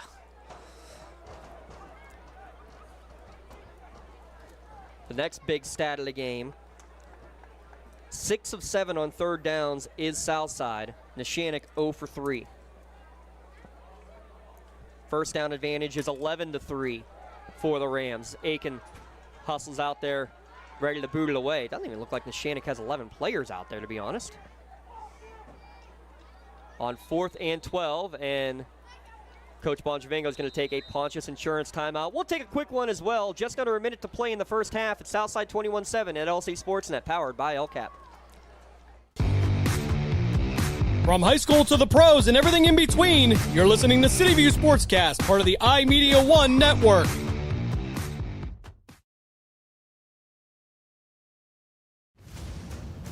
Congratulations to our September LCAP Team of the Month. The Lawrence County SportsNet is proud to honor Mohawk Boys Cross Country as the LCAP Team of the Month after winning their 2nd consecutive undefeated section championship. Congratulations to coaches Jared Stratton and Cam Shermer and the Mohawk Boys Cross Country team, the LCAP Team of the Month. Nick's Auto Body, trust your body in our... That's his leg. Yep. Great shots from Something for Your Wall Photography. And Lancer fans, cover your ears, basically confirming what we saw in our replay as well. The run right before Southside's last touchdown. Can see the ball clearly out before the knee comes down. No instant replay in high school football, and honestly for the better, but just salt in the wound. Neshannock really hasn't done anything deserving defensively. High snap, Aiken able to corral it, gets off a low knuckleball punt, bounces at about the 40 and out of bounds at the 31. So 47 seconds left. Southside, they're not a quick strike offense, though they do have all 3 timeouts left. Jay, do you even attempt anything, or do you just take a knee and send it into the locker room with a 2-score lead knowing you're getting the ball? With 47 seconds, I think I'd do something myself. At least try to run it and they might get a try quick a hitter. pass. Neshannock's not expecting the pass. They might try one. They already have thrown 3 passes here tonight. None of them completed. If they would have thrown to the right player, there would have been a touchdown. I could not believe how wide open he was. When you have to focus 10 men in the box against this running game, those are the kind of things that will happen. 1st and 10. They do look to, was going to be a throw, then a little back handoff up the gut, kind of a mini Statue of Liberty kind of play as he's kind of tucked it under the belly of Corfield as he was rolling right. Corfield then ran back left. He only gained about 4 yards there, if even that. But again, the little nifty bag of tricks that this offense can pull out. Gain of 5. We'll see if they choose to run another play or not. They do not have to. It's play clock at 20 and game clock at 15. And they will just take this to the locker room. Southside in control, 33-15 in plays run in the first half, and a 21-7 lead over Neshannock as the teams head to the locker room. We'll have our UPMC halftime show when we return. We'll have full performances for both the Ram and Lancer marching bands. Get you the first half stats and figures as well. Back in a moment. You're watching high school football on the Lawrence County SportsNet, powered by LCAP. Nick's Auto Body, trust your body in our hands. From a scratch to a dent to a major repair, Nick's your man. Making your car look as good as new. Nobody does it better than Nick's Auto Body. Trust your body in our hands. Nick's Auto Body. Trust your body in our hands. Whether you're hosting a big party, it's family dinner night, or you just need a place to go and watch the big game, the Crane Room Grill is the place to be. Need that something special for your upcoming event? Ask about the CR Brewing Company's custom brewing options to give your big day that personalized touch that your guests will never forget. Visit craneroom.com to see their full menu, or call in your takeout order now at 724-656-1553. The Crane Room Grill and CR Brewing Company, a winning combination. Your hip, your knee, your shoulder, whatever has been holding you back, UPMC Orthopedic Care is where you'll find experts to help you get back to a better quality of life. UPMC is pioneering minimally invasive surgeries, and we offer personalized treatment plans and same-day surgery to get you home and moving sooner. It's your ankle, your elbow, your hand, and it's your move. Visit upmc.com/ortho to learn how UPMC can help. Joseph's Marketplace is Newcastle's favorite family-owned hometown grocery store and coffee shop. Fresh meats and produce, full-line deli, homemade foods, and much more. Joseph's Marketplace has hot foods prepared every day. They also have Newcastle favorites like grape leaves, hummus, and wedding soup available daily. Follow Joseph's Marketplace on Facebook and Instagram for daily updates, or stop in to see what's cooking each day. Come hang out at the brand new cafe and bakery, full of great coffee, drinks, sandwiches, snacks, sweets, and free Wi-Fi. In a rush? Go to josephsnc.com and place your cafe order online. Joseph's Marketplace, family owned and operated since 1915. I love what I do because coming in every day is different. How can you not enjoy these kids coming up and hugging you and giving you these great smiles all throughout the day?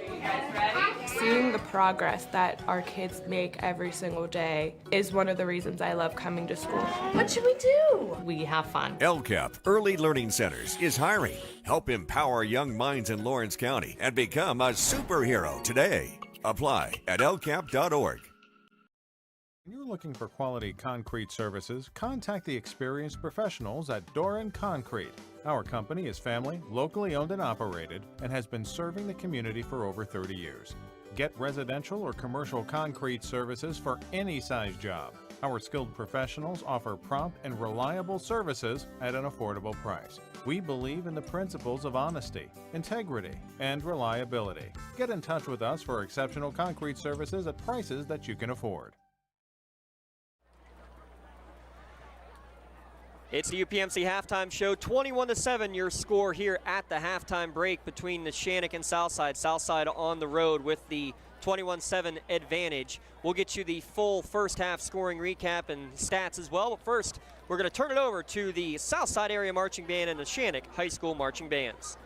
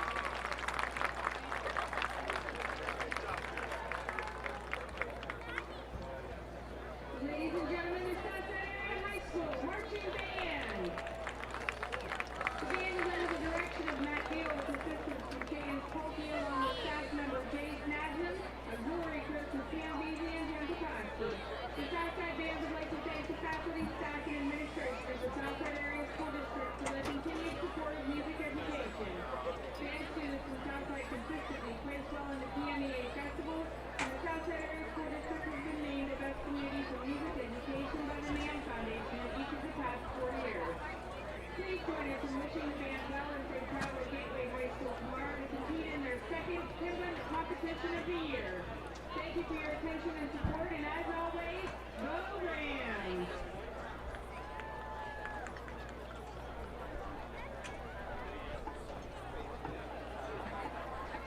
Good evening, ladies and gentlemen. Please welcome to the field the Neshannock Lancer marching band.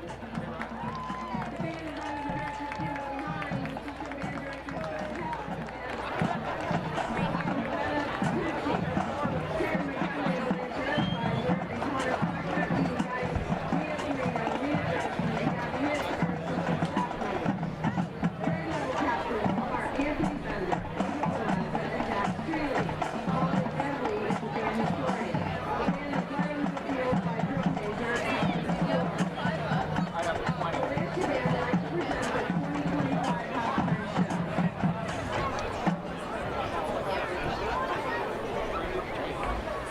Our first tune was released in 1986 by Bon Jovi. Here is You Give Love a Bad Name.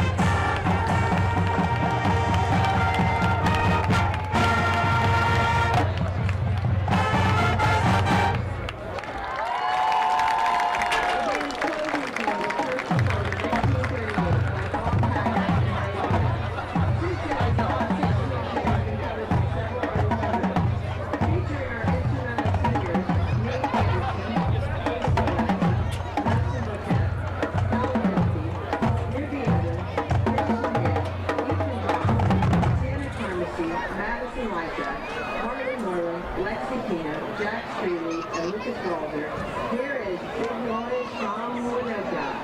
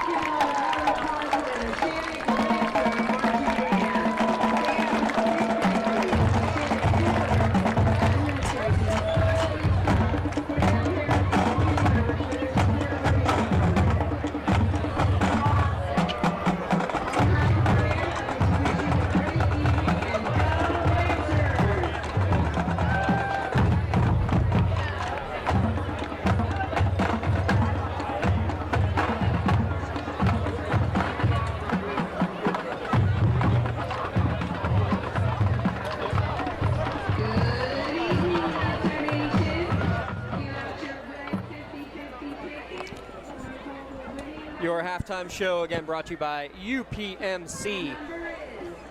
UPMC Orthopedic Care. It's Lawrence and Mercer County's local choice for sports medicine services. Appointments are available at any of the 4 Lawrence County locations. Give them a call, 983-7000.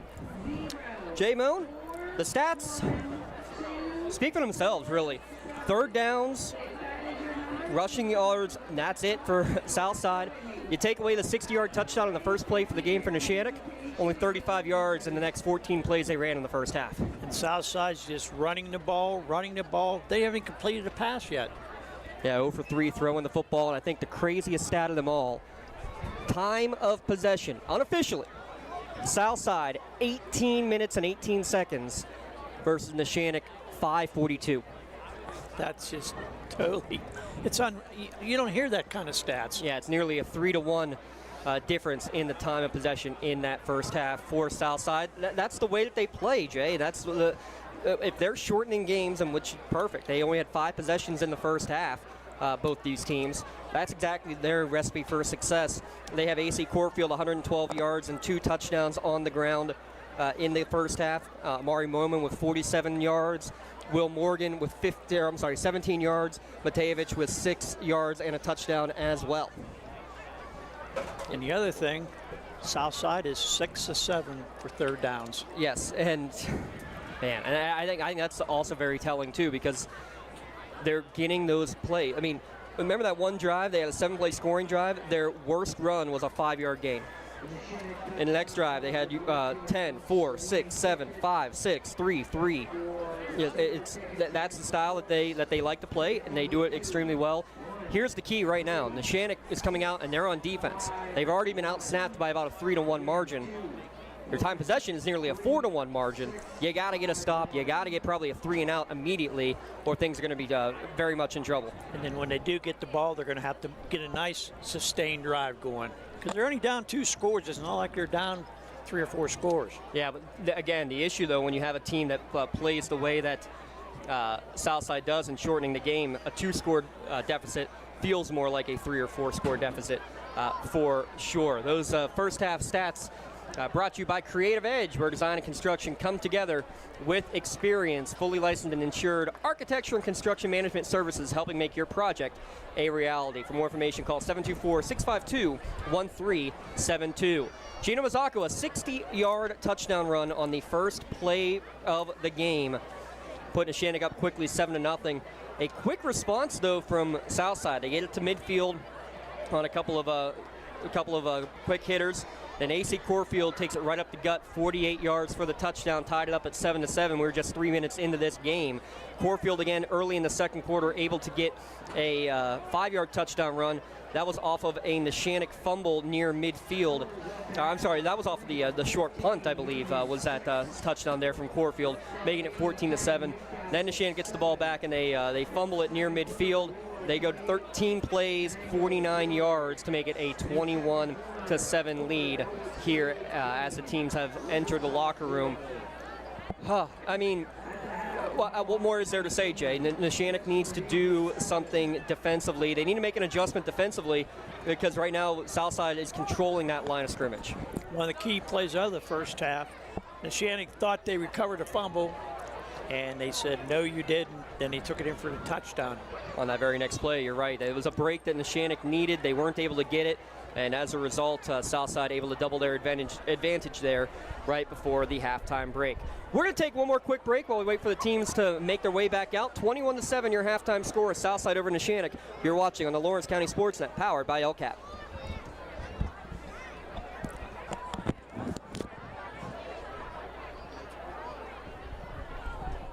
Just like going to the doctor, our homes need a checkup too. If your home is not properly weatherized, you could be at risk for symptoms that cause unhealthy ailments and higher utility bills. The Weatherization Assistance Program is the key to reducing utility costs and increasing comfort in your home. Services include an in-home energy audit to inspect your furnace and hot water tank, check for air sealing around windows and doors, and ensure adequate insulation and ventilation. Learn more at lcap.org or call the Department of Healthy Homes to get your checkup today. Castle Asphalt and Construction is driven to provide quality, cost-efficient pavement-related services to Western Pennsylvania. Every paving or construction service at Castle Asphalt begins with a thorough site inspection of the area to allow their team of professionals to become familiar with the unique conditions of your home or business. Once the site inspection is complete, Castle Asphalt provides you with a detailed plan of the design, cost, materials, and time of completion, so you know exactly what to expect during your construction. Visit castleasphalt.com to request a quote for your next project and make your dream design come to fruition. Kick off the school year with a visit to Sims Cafe on Wilmington Road, serving breakfast, lunch, and signature beverages. Stop in, give them a call, or order online at simscafe.net. And remember, kids 10 and under get a free pancake or waffle every Saturday. With new specials weekly, it's no wonder Sims Cafe is where sandwiches equal smiles.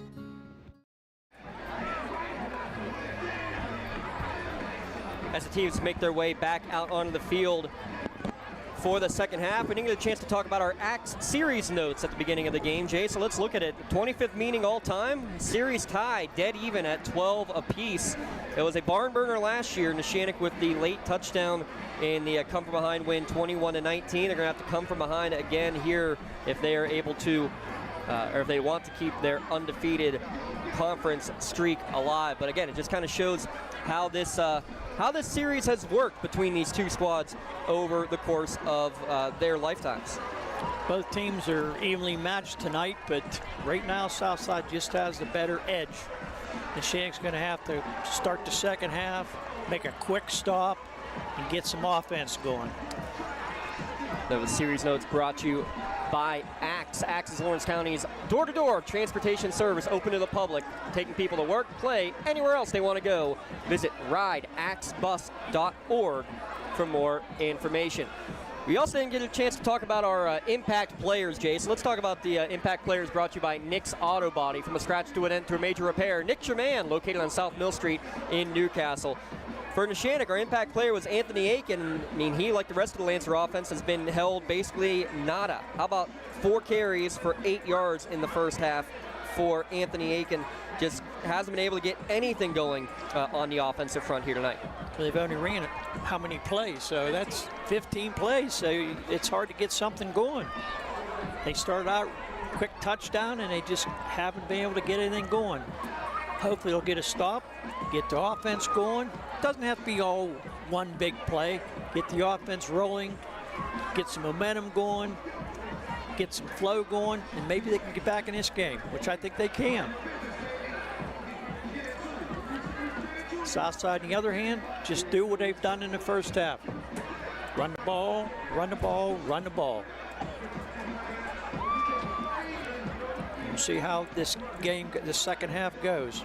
Southside gets the ball to start the second half, which they really like. They gave it up. They could have had it in the first half. They wanted to come back in the second half with the ball. And with the lead, it's a nice way to start the second half.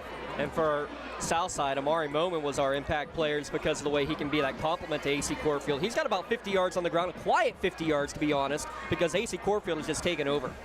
Corfield, once he gets going, it's hard to stop. You don't stop with one person. It takes 2 or 3 people to stop him. He still goes forward and gets 3 or 4 yards. You can see the scores going across your bottom line. Here's one that might raise some eyebrows. Mohawk 19, Western Beaver 7 at the halftime break. Mohawk basically needs to knock off the undefeated Golden Beavers to keep in the playoff hunt here tonight. That's a heck of a way to start it. Yes, how's Newcastle doing?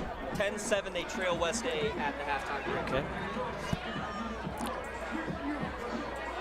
Well, both teams are warming up. Pretty soon we'll have the second half kickoff.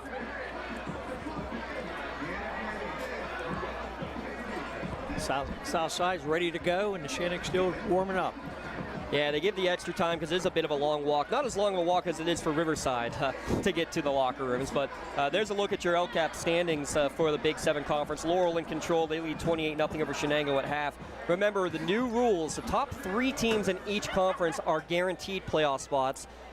You're likely that it's going to be the top 4 in every conference, but it's up to the committee to decide those final 4 wild cards. So you could have multiple teams from a conference getting a 4th and 5th place team, for example, and another conference with getting 3 and 3 only into the postseason. There are no clinchings yet, but we can pretty much assume Laurel, Southside, and Neshannock will all make it into the postseason. It's whether Shenango or maybe Summit Academy, if they can pull off another win. They already got one against Rochester. They played a tight game against a couple teams earlier this year. Crazy that would be to see the Knights back into the postseason. That would be a lot of fun as well. Summit Academy actually has a real quarterback this year. It's the first time in a long time they've had a guy that played quarterback before he came to the academy. 21-7 your score here at the half. That again wraps up your UPMC halftime show. 2 touchdowns, Parada Jones McCree touchdowns in that first line. Parada Jones McCree, excellence is their guarantee. Excellence is what Neshannock needs on the defensive front more than anything, Jay. They got to get off the field quickly. See what kind of different makers that the coach made up at halftime for him. I'm sure he come up with a different scheme, because what he did in the first half didn't seem to work. Southside ready to kick kickoff. Neshannock getting their final instructions. It is senior night here at Neshannock, and it's also got to be, as a result, you have to think it would be a gut check time for these Neshannock seniors of, this is not how we want to play our last game here at Bob Ledgy Stadium. A win tonight, I'm not going to say would guarantee it, but would almost guarantee a home playoff game for Neshannock as well. That's what you really want in high school football, home field. Curtis Roy back to take the kickoff.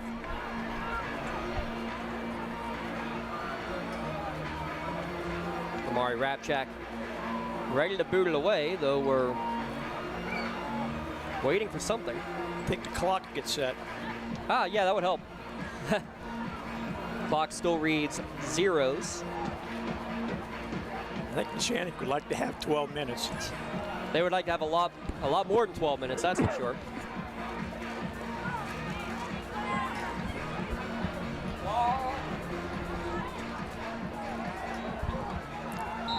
There we go. And now we're ready to start the second half. Big boot from Rapchak will be taken by Southside at the 15-yard line. Morgan up the gut. He's hit immediately, and a big flag throw. Nice arm there by one of the officials, about 30 yards that ball flew in the air. That was Alex Schreier actually on the return. Penalties, not much of an issue. 3 penalties, I think they were all on the first drive or 2 drives for Southside. Only 1 against Neshannock in that first half. Looks like it's against Southside. It's not how they wanted to start. I'll push them back after this illegal block in the back. Apologies, we did not get the names of our men in stripes here for tonight.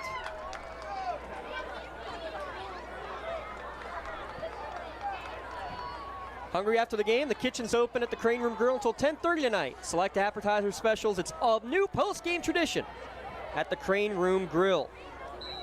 Todd Matejevich had a rushing touchdown. He's the quarterback. AC Corfield, 112 yards, 2 touchdowns. Amari Moman with 8 carries for 47 yards as well. They're going to go double wing on the right, and they're going to go jet sweep to that direction with Moman. Cuts it upfield. Look out. To the 30, to the 40. Dragged down from behind by Anthony Aiken. Luckily, you have one of the fastest guys in the WPIL chasing him down because there was nothing but green in front of the sophomore. He broke through the center of the field. He just was gone until they shut him down.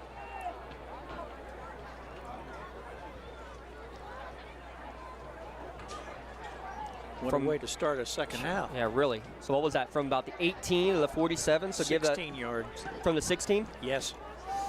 So that's a 31-yard pickup then and a first down. Fake to Moman, inside trap, and nowhere to go. The Lancers were ready for that one, stuffing Corfield for a loss. A wall of red on that inside handoff. That's the way you want to do it. Corfield didn't have a chance to get started. Not going to hang on to the ball, to be honest. Yes. Second down and 12, ball to 45-yard line. Tight set, single receiver to the left. They're going to pitch it to the near side, and this one's all clogged up in the middle. Rugby-Strum, the pile keeps moving forward back to the original line of scrimmage. Corfield will have to get a gain of 3. It'll be 3rd down and 9. A little bit of a tush-push there. Which is interesting because the high school rules forbid a tush-push. If the momentum has stopped from the ball carrier, you are not allowed to push him. It can have to be a penalty. Beaver Falls got called for that a couple of weeks ago in their game against Mohawk. But as long as momentum is still going forward, people can still pile on and push forward. 3rd down and 8. They're going to go reverse to Corfield on the right side. Cuts it up the field. He's got the first down, and there you go. Another wrinkle in the offense. A pitch to the right wing, who hands it off to the left wing on the reverse. Needed 8, got 8, and moving the chains. If he wouldn't have got stopped, he was gone. No one left in front of him. Hey, make it 7 of 8 now on 3rd downs. That's how you win ball games. And again, the life from the Lancer sideline now eerily quiet yet again here at Bob Ledgy Stadium. Ball at the Lancer 42-yard line, 1st and 10. Nobody in the backfield, another jet sweep action. Corfield going to the short side of the field. He's going to plant the right foot, explode forward for a 3 or 4 yard pickup. Kind of was strung out nicely from Neshannock, but Moman found the little gap, planted the foot, and got 3 yards. Yeah, once he gets going forward, you don't knock him back too often. That goes for any of these Southside Rams players because they just fly. They're strong. They keep the legs going, and that's the biggest key. If you keep the legs going, you can do just about anything. And they're very fast also. 2nd and 4. Inside trap, and Morgan's got a room. Inside the 30, inside the 20, finally dragged down at the 12-yard line. And then you focus on Moman. You focus on Corfield. Don't forget about the fullback, Will Morgan. He's got some speed into the red zone for a gain of 24 yards. Luckily, he was stopped. Looked almost like a horse collar, but they didn't call it. I got the jersey low enough, I guess. Yep. So again, Southside right down the field, laying the foundation, Doran Concrete style. 30 years of experience, Doran Concrete. You want them laying the foundation for your home or office. Corfield on the jet sweep, cuts up field inside the 10, right at the 10 for a gain of 3. Already 7 plays gone on this drive. Already 4 minutes off the clock on this opening drive of the third quarter. That's what we said couldn't happen. Neshannock makes a big play, then they bust off a 24-yarder.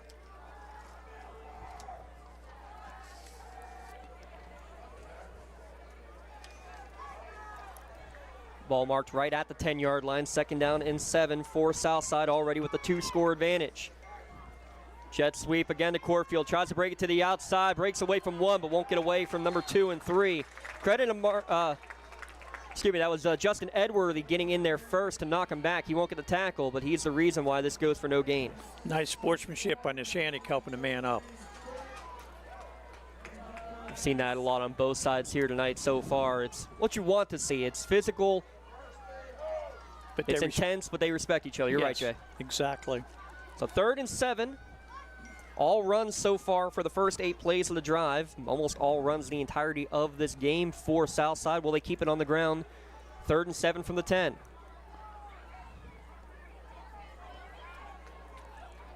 Fake the moment, and we got motion up front. Movement on the right side of that offensive line. They only had 1 penalty in the first half. Now they have 2 more. I guess they had 3 in the first half. I'm sorry. Yeah, Neshannock had the 1. You're right. Yes.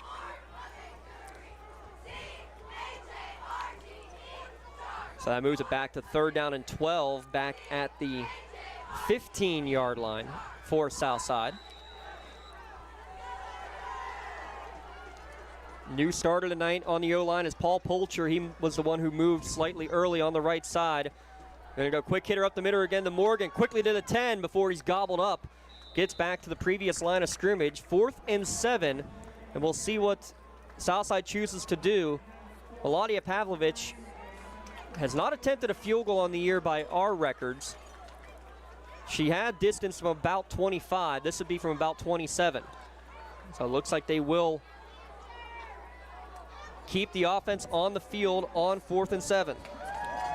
I was watching her warm up, and I don't think it's one of her strong suits. Yeah, she can put it in from extra point distance. This a little bit further out. Moment the man in motion. They're going to go play action. Matejevich rolling out to his right. Fires on the run. It's going to be caught short of the sticks. Reaching for the first down marker, and he's got it. Needed to get to the 3, and he got to the 2. Nice pass. Pass completed to Alex Schreier, just his 2nd catch of the season. Southside only has 2 touchdowns passes on the year. 1 for starting quarterback and 1 from the backup. Hand off Morgan up the middle. Into the end zone for the touchdown. Somebody went flying in the middle of the pile, but it's still another Parada Jones-McCree touchdown for Southside. Parada Jones-McCree, attorneys at law. Excellence is our guarantee. Talk about an excellent drive. 6+ minutes off the clock, 11 plays, 84 yards, and a 4th straight Southside score.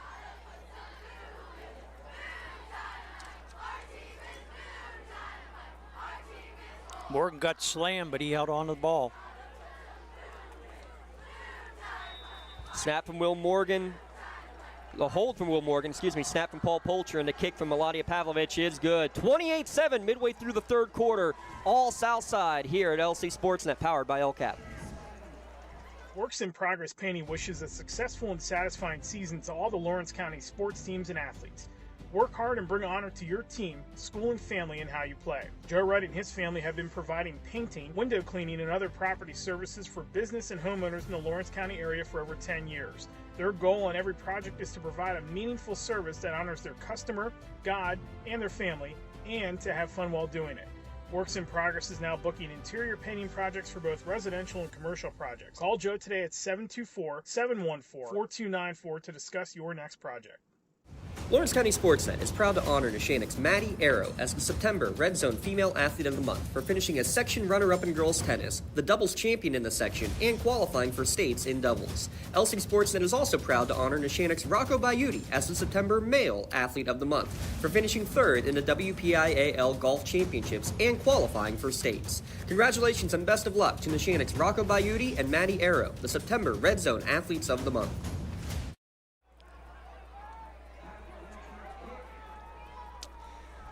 11 plays, 84 yards on that scoring drive, making it 28-7 Southside as they have controlled the line all game long. Kick taken by Anthony Aiken at the 25-yard line out to about the 30 before he is wrapped up. And now Neshannock's got to start working quickly because 2 more possessions like that from Southside just time-wise, and this game is over, and they're trailing by 3 possessions. And they took 6 minutes and 6 seconds off.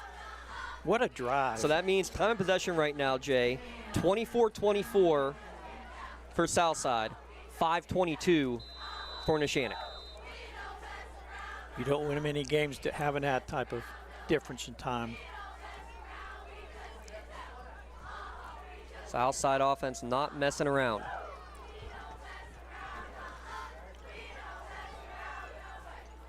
Mazzocco sends Aiken to his left. Anthony Aiken, 4 straight games with 100 yards on the ground. Fake to him, keeper from Mazzocco, not going far. He keeps the legs churning though. The senior with his most aggressive carry of the game, best carry since the opening play of the game that went for a 60-yard touchdown. Looks like he got about 6.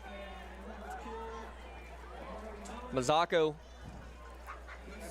approaching 3,000 career passing yards. He has 32 passing, 33 rushing touchdowns, on the career. Big hole up the middle for Anthony Aiken across midfield to the 45-yard line before he's knocked down. There was a flag thrown immediately at the snap, though, by the head referee in the backfield. Likely an illegal shift if that's the case. Yes, it is. That's the best run Aiken's had all night. Carries of 1, 4, 2, and 1.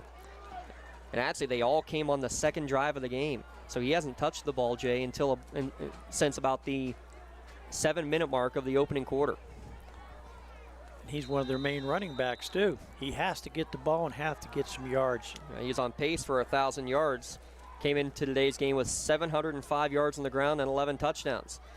He's motioning out of the backfield. They're going to go bubble screen to the far side. Good job to make one man miss by Ethan Beeman. He's going to get close to the first down marker before he's slammed down after a gain of 8.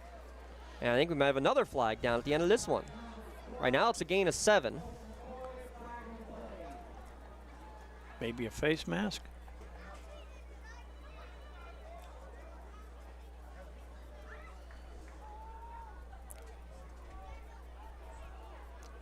Yep, you're right. Not only a face mask, but a personal foul face mask. Well, he swung him down pretty hard. Cole McCoy did. Oh yeah, he had a good hold of that face mask, as the replay shows.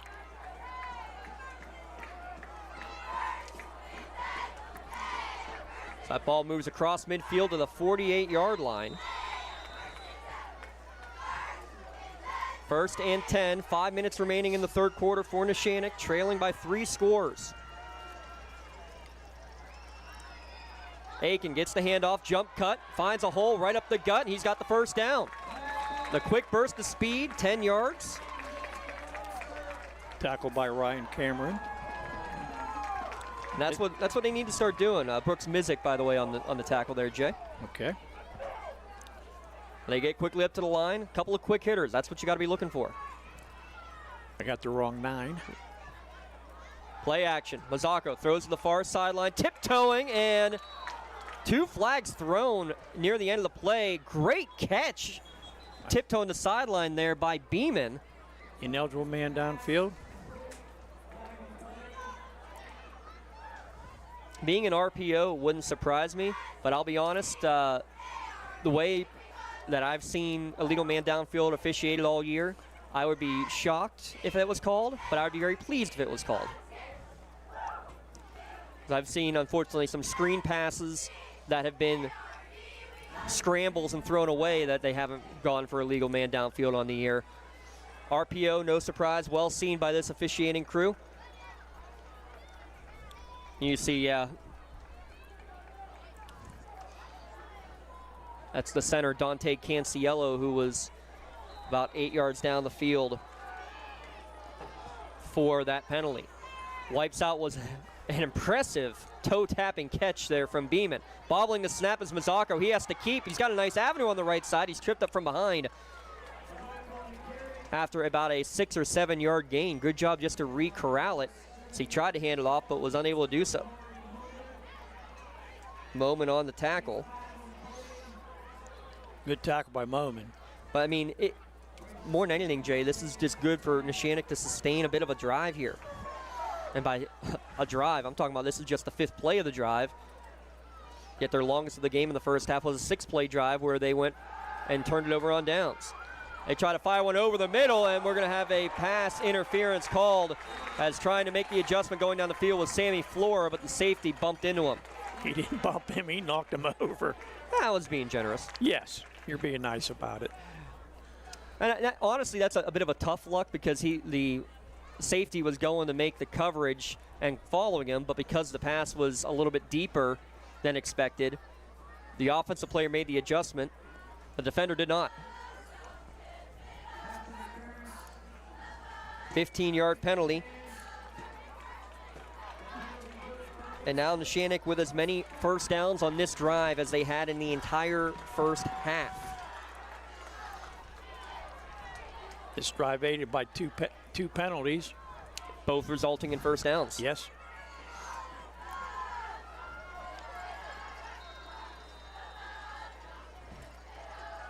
At this point, Neshannock will take it any way they can get it. Also stops the clock, which is something that they're going to need to focus on. Direct snap up the gut to Anthony Aiken. He's going to fight his way forward into the red zone down at the 17-yard line. It's the first time you said that this evening. For Neshannock, for sure.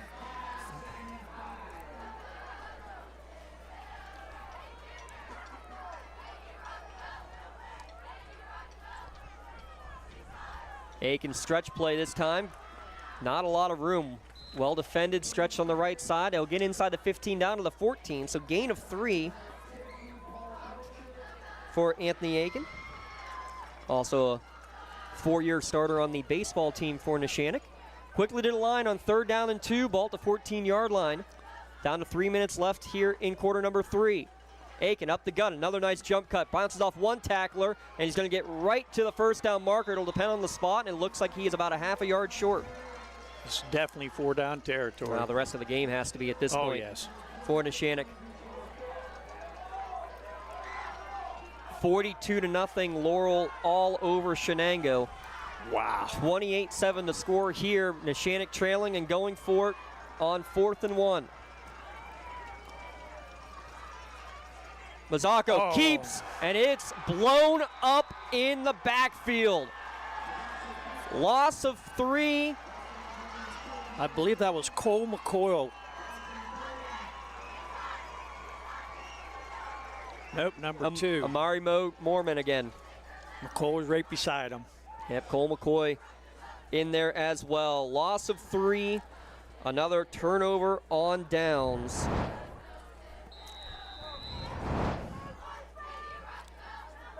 Nice drive from Neshannock, just can complete it. 8 plays on the drive. Now he ran 15 in the entire first half, but still no points on the board on that drive. And look out, Corfield spins out of a tackle and he's off to the races. Across midfield, you're not gonna get him. 84 yards, AC Corfield to the house. Once he got in the open, you could not catch him. The fastest guy in Neshannock was trying to catch him and could not catch up. You thought it was quiet before. My goodness. He's almost stopped about 2 yards down the field. He did a little spin move, and that was it. He was gone. His 3rd touchdown of the game. Unofficially 18 carries for 200 yards.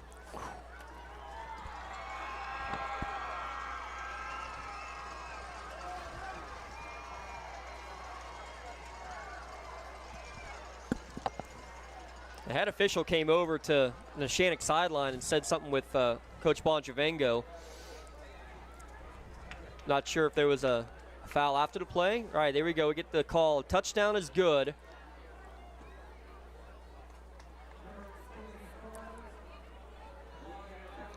And a penalty being enforced on the kickoff. What was the penalty? I got to look that one up. It was both hands behind the back. And of course, did I bring my my rule book tonight? Probably not. Check my backpack as when we go to commercial break. As Pavlovich on to attempt the extra point. High snap. Morgan gets it down. Pavlovich clears it by just a couple of feet, but it's good. 35-7, all south side here, leading the Neshannock late in the third quarter. You're watching on the Lawrence County SportsNet, powered by LCAP. From high school to the pros and everything in between, you're listening to City View Sportscast, part of the iMedia One network.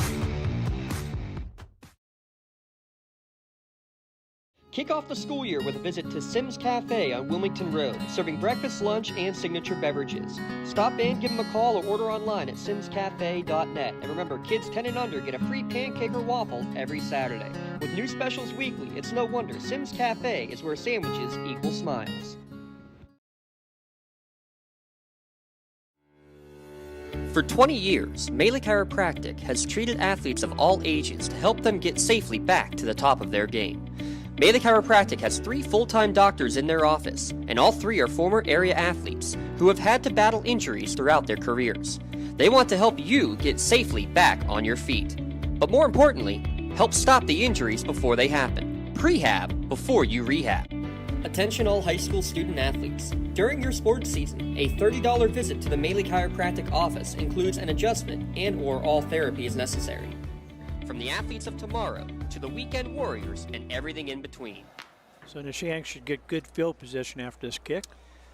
Penalty was for sideline interference, but nothing interfered with the 84-yard touchdown run from AC Corfield.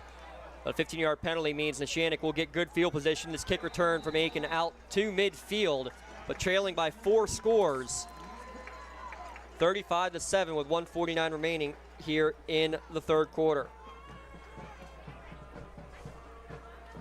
Well, time possession is going to be a little bit closer after that quick drive. Unofficially, I had it at 13 seconds on the drive. This is just amazing. 1 minute and 49 seconds left in the third quarter. 5 receiver set is Neshannock's going to have to try to air it out. Mazzocco went to do so, lost it, got it back, and is going to get a completion out of it for about 4 or 5 yards. How about that? He went to throw it, it slipped out of his hands backwards, so it's not a pass. So he goes and throws it again. That was nice. Luckily he caught that ball and didn't drop it. I believe that was Sammy Flora on the catch there. Curtis Roy saved a possible touchdown. I think if he gets out of his hands, he's gone. Beeman on the jet sweep. They're going to fake the handoff to him. Mazzocco up the middle for a short gain. 8 carries for 72 yards. Reminder, his first carry of the game went for a 60-yard touchdown. Neshannock's going to have to score soon.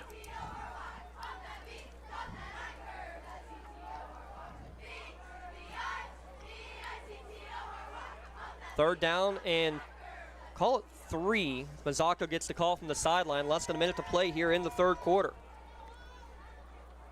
I think they'd be hurrying up a little bit more, wouldn't you? Now you got to get the right play call in though still too, but yeah, almost 30 seconds off the clock between plays here. Quick throw to the near sideline, well read, and a jump in the route was almost intercepted by Curtis Roy. Jumped the route as they were trying to get it to Frasso on the near sideline. Check the replay. I thought he had that. That's why he's defensive back and not a wide receiver.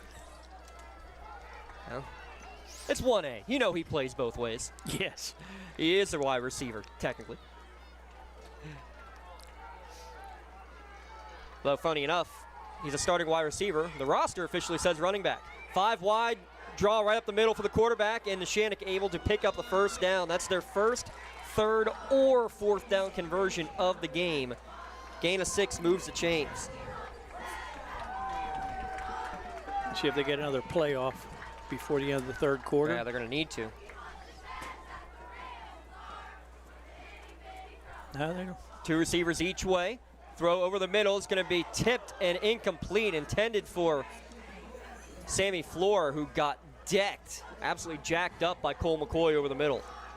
McCoy, he lays lumber there. So several times we've said his name with hard hits. Nothing dirty, just hard, clean hits. Physical. Yes. Physical, both these teams. Zacco drops back, comes to the near sideline. Nice tiptoeing catch for Brady Frasso at the 21-yard line. That's a gain of 16. With that completion, Gino Mazzacco just went over 3,000 career passing yards. Great stat for the career. He doesn't care about that much right now. His team trailing by 4 touchdowns. He drops back on 1st and 10 from the 22. Rolling out to his right now. He's going to duck, run, lower his shoulder, and get knocked out of bounds at about the 16-yard line. That'll be the final play of the third quarter. Fourth quarter action when we return here from Bob Ledgy Stadium. 35-7, Southside leads the Lancers here on Lawrence County SportsNet, powered by LCAP. Does your blueprint not match the vision of your building project? Not with Creative Edge Architecture. From concept to creation, Jeff Measle will help tackle the complex problems, creating design solutions and construction experience. Creative Edge gives you the edge design and construction meet. Like in sports, it takes a great team to protect you, your family, and your business. MVP Insurance is that team. From home and auto to life and commercial insurance, you can count on us for coverage that adapts to your needs. We're committed to excellence for our clients' experience and in serving our community. It's a winning combination. MVP Insurance. Don't get left on the sidelines. Log on to mvpins.com or call today to get your free quote. I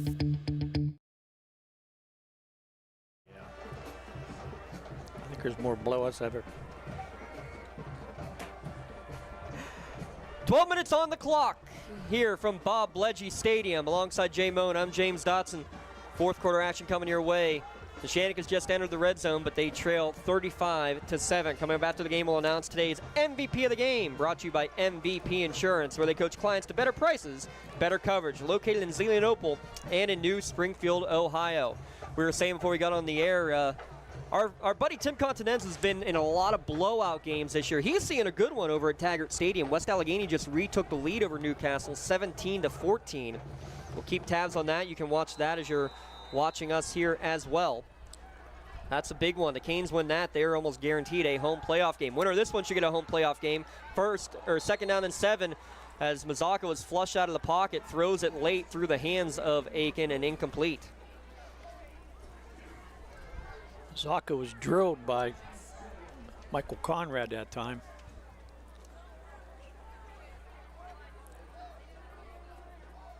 Third down and 7. No, I take that back. That was Amari Bowman. Called his name plenty of times tonight. 2 receivers each way here on third down and 7 as they check the sideline. Still 10 seconds on the play clock. Mazzacco drops back, surveys the field. Nobody open. Now scrambling out to his left, trying to direct traffic, and he's not going to be able to get away from a multitude of players all over him in the backfield. Moment again, as well as Ryan Shaw, all the way back to the 30. That's going to be a loss of about 12 or 13 on the play.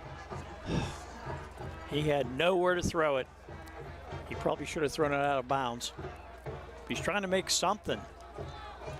Yeah, trailing by 4 scores, thinking, can we get anything? But tell you what, this Southside secondary has been lights out. Mazzacco had the time that time, just nowhere to throw it. That's probably some of the better coverage he's had. 4th down and 18. They got to get to the 11 for the first down. They dump it off out of the backfield to Aiken. He's get to the 15, and he's going to not be able to get enough. Needed to get down to the 11, 4 yards short. So pick up a 14 on the first catch of the game for Aiken, but it will be the 3rd turnover on downs in the game for the Lancers.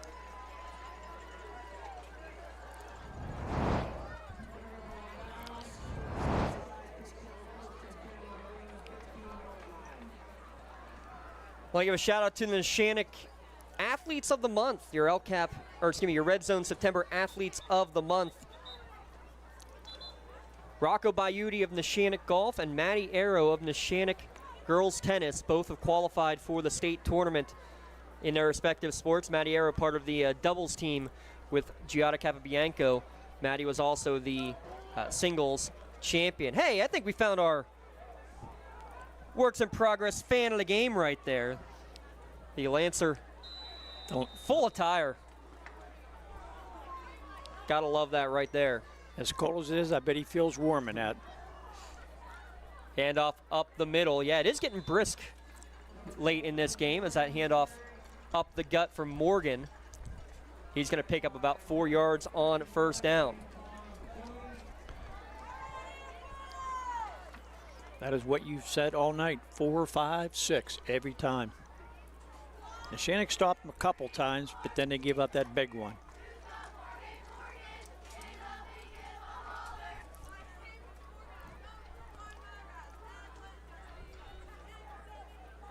Onto the edge this time. Morgan able to bounce it outside. Gets enough for the first down out to the 28. Picks ups of 4 and 8. And these numbers just are getting absolutely insane. So AC Corfield, the outlier, obviously. 18 carries for 200 yards. Mari Moman, 11 carries for 90 yards. Will Morgan, 10 carries for 61 yards. That's about 350 yards of offense just on the ground. And they threw 4 passes, completed 1. That was a big one, though. It converted a 4th down that led to their 4th touchdown of the game. Jet sweep action moment. He's going to break into the secondary to the 40, first down, and down to the 42-yard line for a pickup of 13 more for Amari Moman. He's over the century mark. Second straight week, Amari and AC are over that century mark.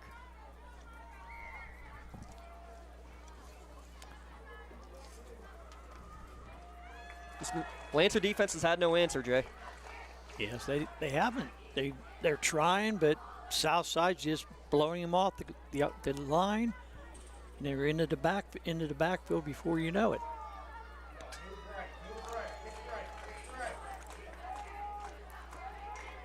First and 10, ball at the 42-yard line. They're going to pitch it, and here's a new runner in the game. First touch for Thorne Johnson. Excuse me, that's his second carry. Picks up 2.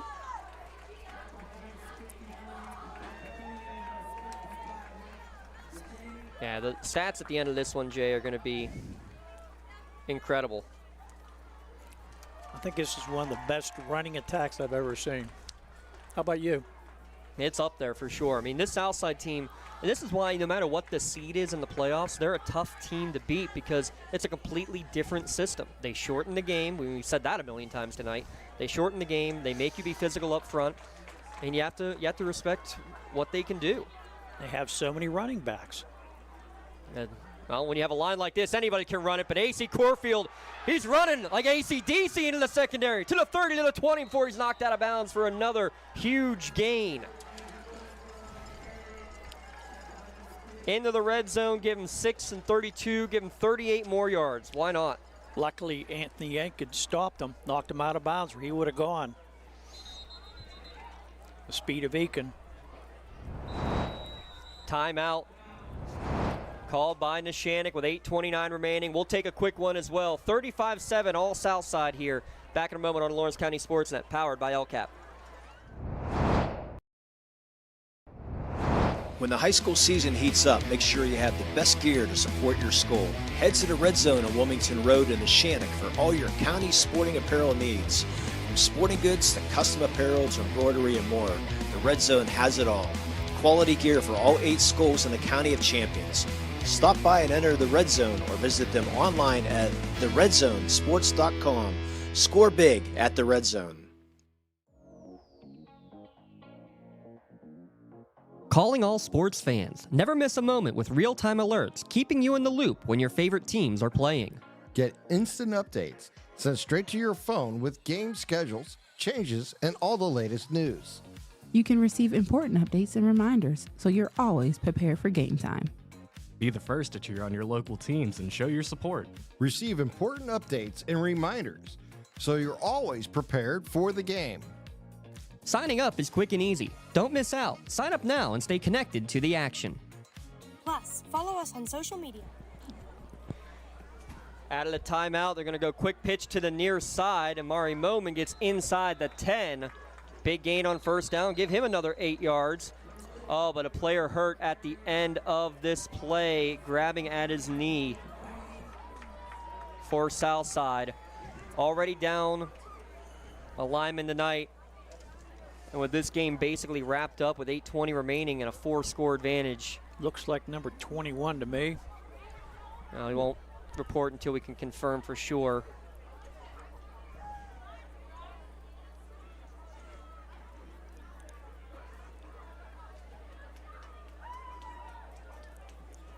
I hate to see that.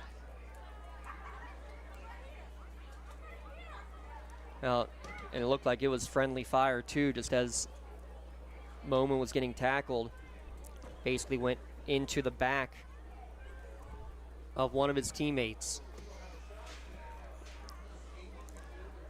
Tell you what, we'll step aside while they tend to the injured Southside Ram player. Back in a moment here on Lawrence County SportsNet, powered by LCAP. Castle Asphalt and Construction is driven to provide quality, cost-efficient pavement-related services to Western Pennsylvania. Every paving or construction service at Castle Asphalt begins with a thorough site inspection of the area to allow their team of professionals to become familiar with the unique conditions of your home or business. Once the site inspection is complete, Castle Asphalt provides you with a detailed plan of the design, cost, materials, and time of completion, so you know exactly what to expect during your construction. Visit castleasphalt.com to request a quote for your next project and make your dream design come to fruition. Contractors, the Department of Healthy Homes needs you. From small to large residential projects, you can help families live safer and healthier with the quality work you do. It's rewarding in more ways than one. Call LCAP's Department of Healthy Homes today. Unfortunately, Curtis Rory not able to put any weight on that leg. He is being carried off of the field by members of the coaching and medical staff. Unfortunate blemish. I don't want to say, that's about the only thing that has gone wrong for Southside tonight. But that's a big way.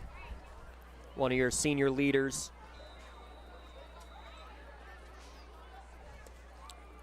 He's been all over the field, and we've mentioned his name many times. Jet sweep as we're back to the action. Amari Moman lowers his shoulder at the 5 and gets into the end zone for a touchdown. And he's down in the end zone after this play. He's down because he lost the football.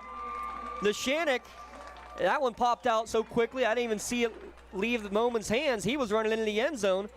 Ball recovered by Neshannock. Check out the replay here. Yeah, he's in the end zone. All action's on him, and the ball was just dropped at the 5. Yeah, it was literally just taken away. I believe that was Anthony Aiken who took it away.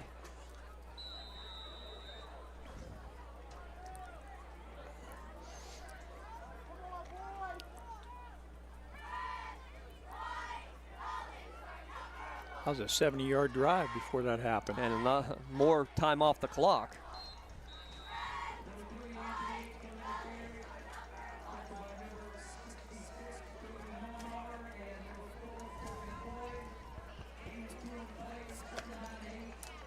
Big drive.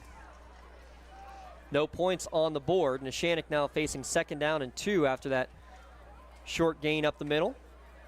Caper from Mazzacco this time on 2nd and 8. Can't spin away from the tackle in the backfield. Gets back to the line of scrimmage, and that's it. Lucian Williams with a tackle that time. 3rd down, ball at their own 7-yard line. We're down to 7:20 remaining here in the 4th quarter. I believe that was the first turnover for Southside. It was. And a whistle. What do we got? Too many players on the field?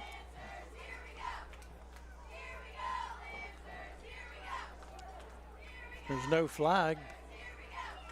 They made the guy leave for some reason. My guess, either blood on the jersey, or if they notice, like if the pads are above the knee, they make you come off the field. So Chris Wozniak has to go on the field.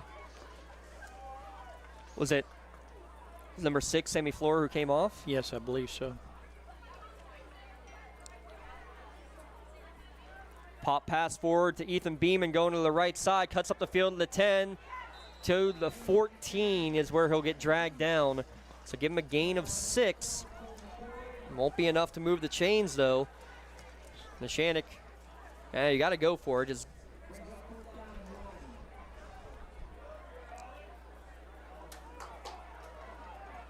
need to get about a yard to move the chains. 2 receivers to the left on 4th and a long 1.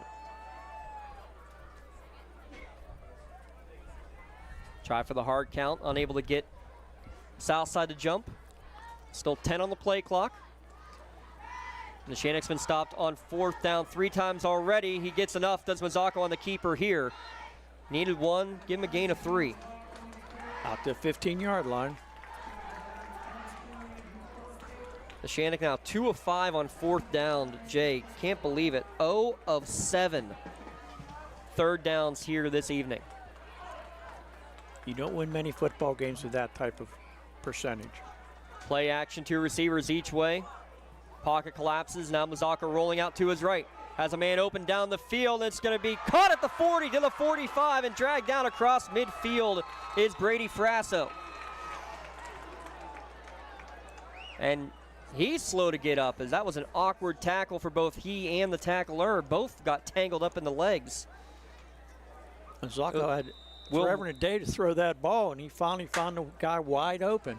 Will Morgan on the tackle. He's hurt as well as Frasso.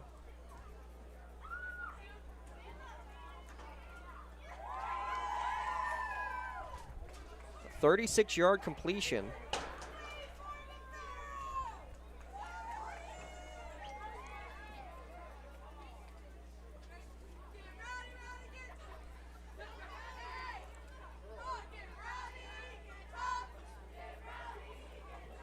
Newcastle down by 10 to West Allegheny with just 2 minutes remaining in that one.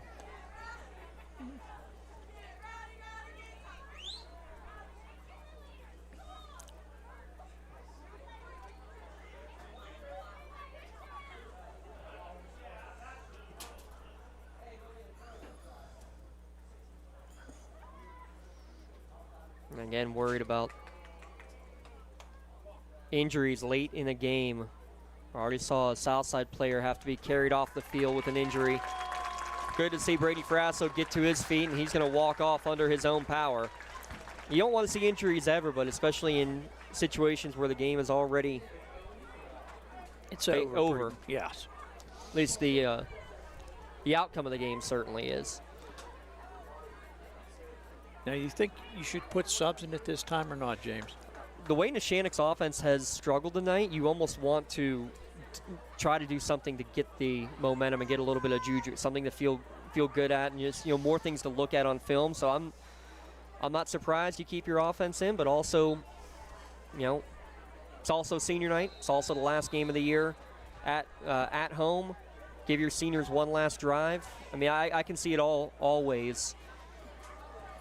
You also wonder how much of a true second-string offense you see. How many JV games are getting played? Not very many. This one's going to be jet sweep to Anthony Aiken. He's going to get to the edge, lowers his shoulder, but this is going to be coming back. Definitely going to be coming back.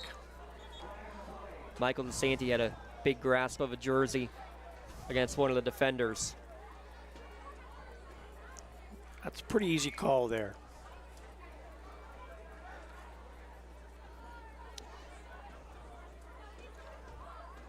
You see the rest of the out-of-town scores on the bottom line. Your Newcastle Transit Authority going your way out-of-town scoreboard.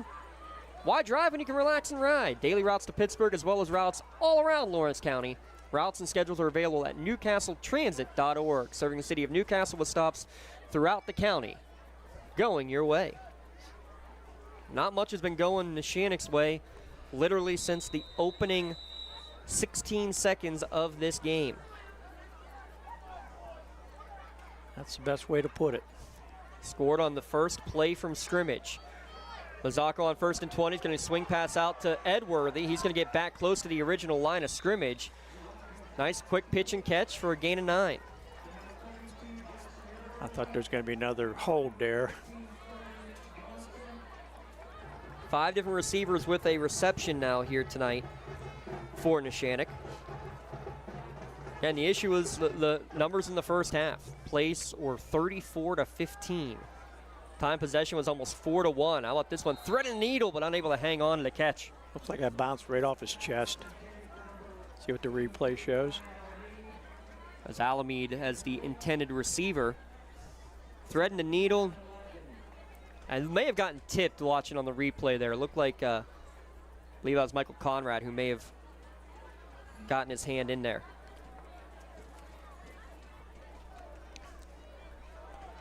Well, clock stops for now.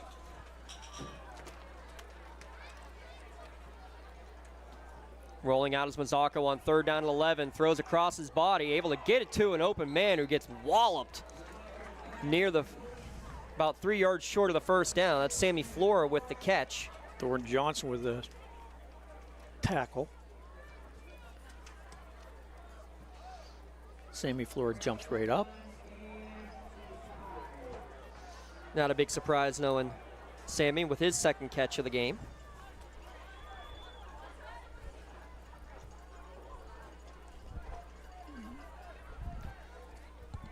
.4:15 and winding here in the 4th quarter. It's going to be 4th down and 5 to go. 2 receivers each way. Edworthy to the left of Mazzocco in the gun. Throws over the middle, finds Flora, settled down in the zone, and he'll move the chains again.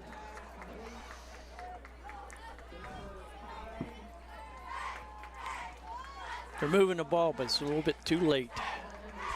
But again, things that you can find on film. Yes.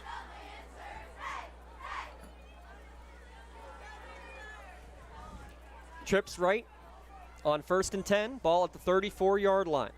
We'll talk about the impact of this one here as we wind things down. Mazzocco, the keeper, up the gut. He's going to get inside the 30, down to the 29, 28-yard line. Pick up a 6. There goes the flag. Little extracurriculars at the end of that one, Jay? I think it might be a hold before that. Coming into tonight's game, Fort Cherry, according to the Triple Live High School Sports Network rankings, undefeated, 7-0, top of the Class 1A ranks. Clairton at 2, Bishop Canavan at 3. As it is a block in the back call, Jay, you're all over it. Laurel at 4 and Southside at 5 coming into this week. Neshannock was looking to make a statement, but it is Southside that is making one and then some. And with those standings, Laurel already victorious. That one's a final against Shenango, so they're at 4-0. Southside at 4-0. Can tell you where we're going to be next week. We're going to be at Spartan Stadium.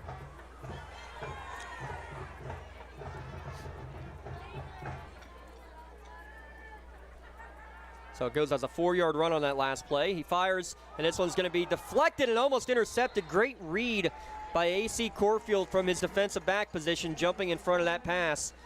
He was looking to find Ethan Beeman. What a nice play by Cornfield. At the end of this one, we got to come up with an MVP Insurance MVP of the game, as well as a Melee Chiropractic play of the game. For Neshannock, there's only one play, I think. Unfortunately, it has not been a festive senior night for Neshannock, and the rich get richer for Southside, coming right through the middle. Untouched is Paul Polcher with the sack back near midfield. Untouched, you were right. Watch the replay.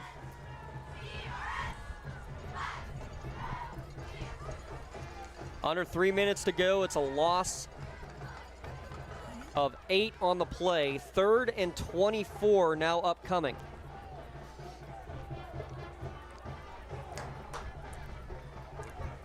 Aiken to the right of Mazzocco on 3rd and a country mile. Mazzocco steps up, rolls out to his right, fires on the run, looking for Aiken out of the backfield. Had it and then lost it. Couldn't quite corral it on the far sideline. Nice hustle by And a scramble by Mazzocco made a nice pass. Aiken just could not come down with it.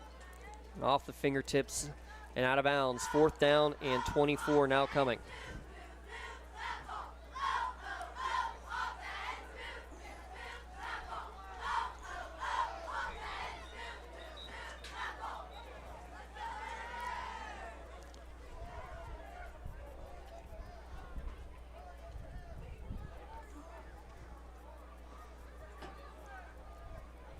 Trouble getting lined up. Now they've reset the play clock for him. Trips to the right bunched. Aiken to the right of Mazzocco on 4th and long. 4th and 24.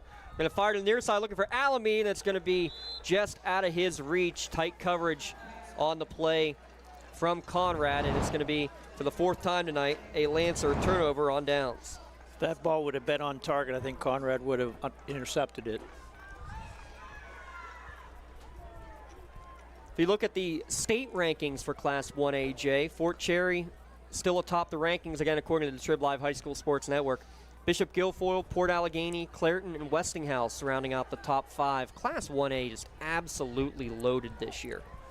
Have you seen Fort Cherry play yet? Not this year. I know that they've lost good numbers, but they still have a guy by the name of Matt Sig.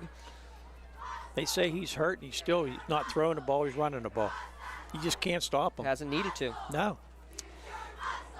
Well, we have drama in the Parkway as well. It's a final. 24-14, West Allegheny defeats Newcastle.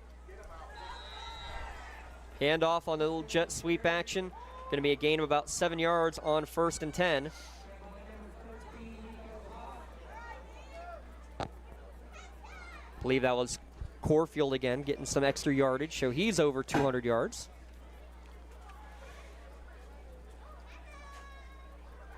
Already was. I got him at 245 on the ground. Under 2 minutes to play, 35-7. Southside just looking to run out the rest of this 4th quarter clock. Fake to Corfield, handoff Morgan up the middle. He's got a convoy. He's got the 1st down inside the 35-yard line. I think they're just taking her good old time. 20 first downs now on the evening for Southside. How many yards does Morgan have now? Yeah, I was just looking at that. 71 by my count. Okay. They could very potentially get 3 over 100 yards, but instead it's going to be a couple of kneel downs, and that's going to be the end of this one. A dominating ground performance, Jay, to say the very least. I've never seen a running attack like this in all the years I've watched high school football. That's good sportsmanship by Southside, too. Yep, they got what they needed. There's a knee. They'll have to do one more.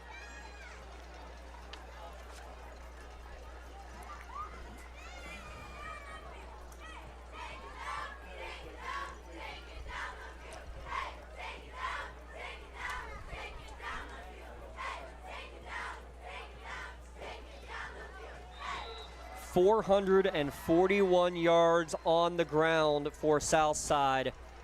35-7, your final score as they defeat Neshannock. Sets up a first-place matchup next week at Laurel in the first of this 3-game round robin between the Lancers, Rams, and Spartans. All Rams tonight, 35-7. Back with the Tri-County Principals post-game show when we return on the Lawrence County SportsNet, powered by LCAP.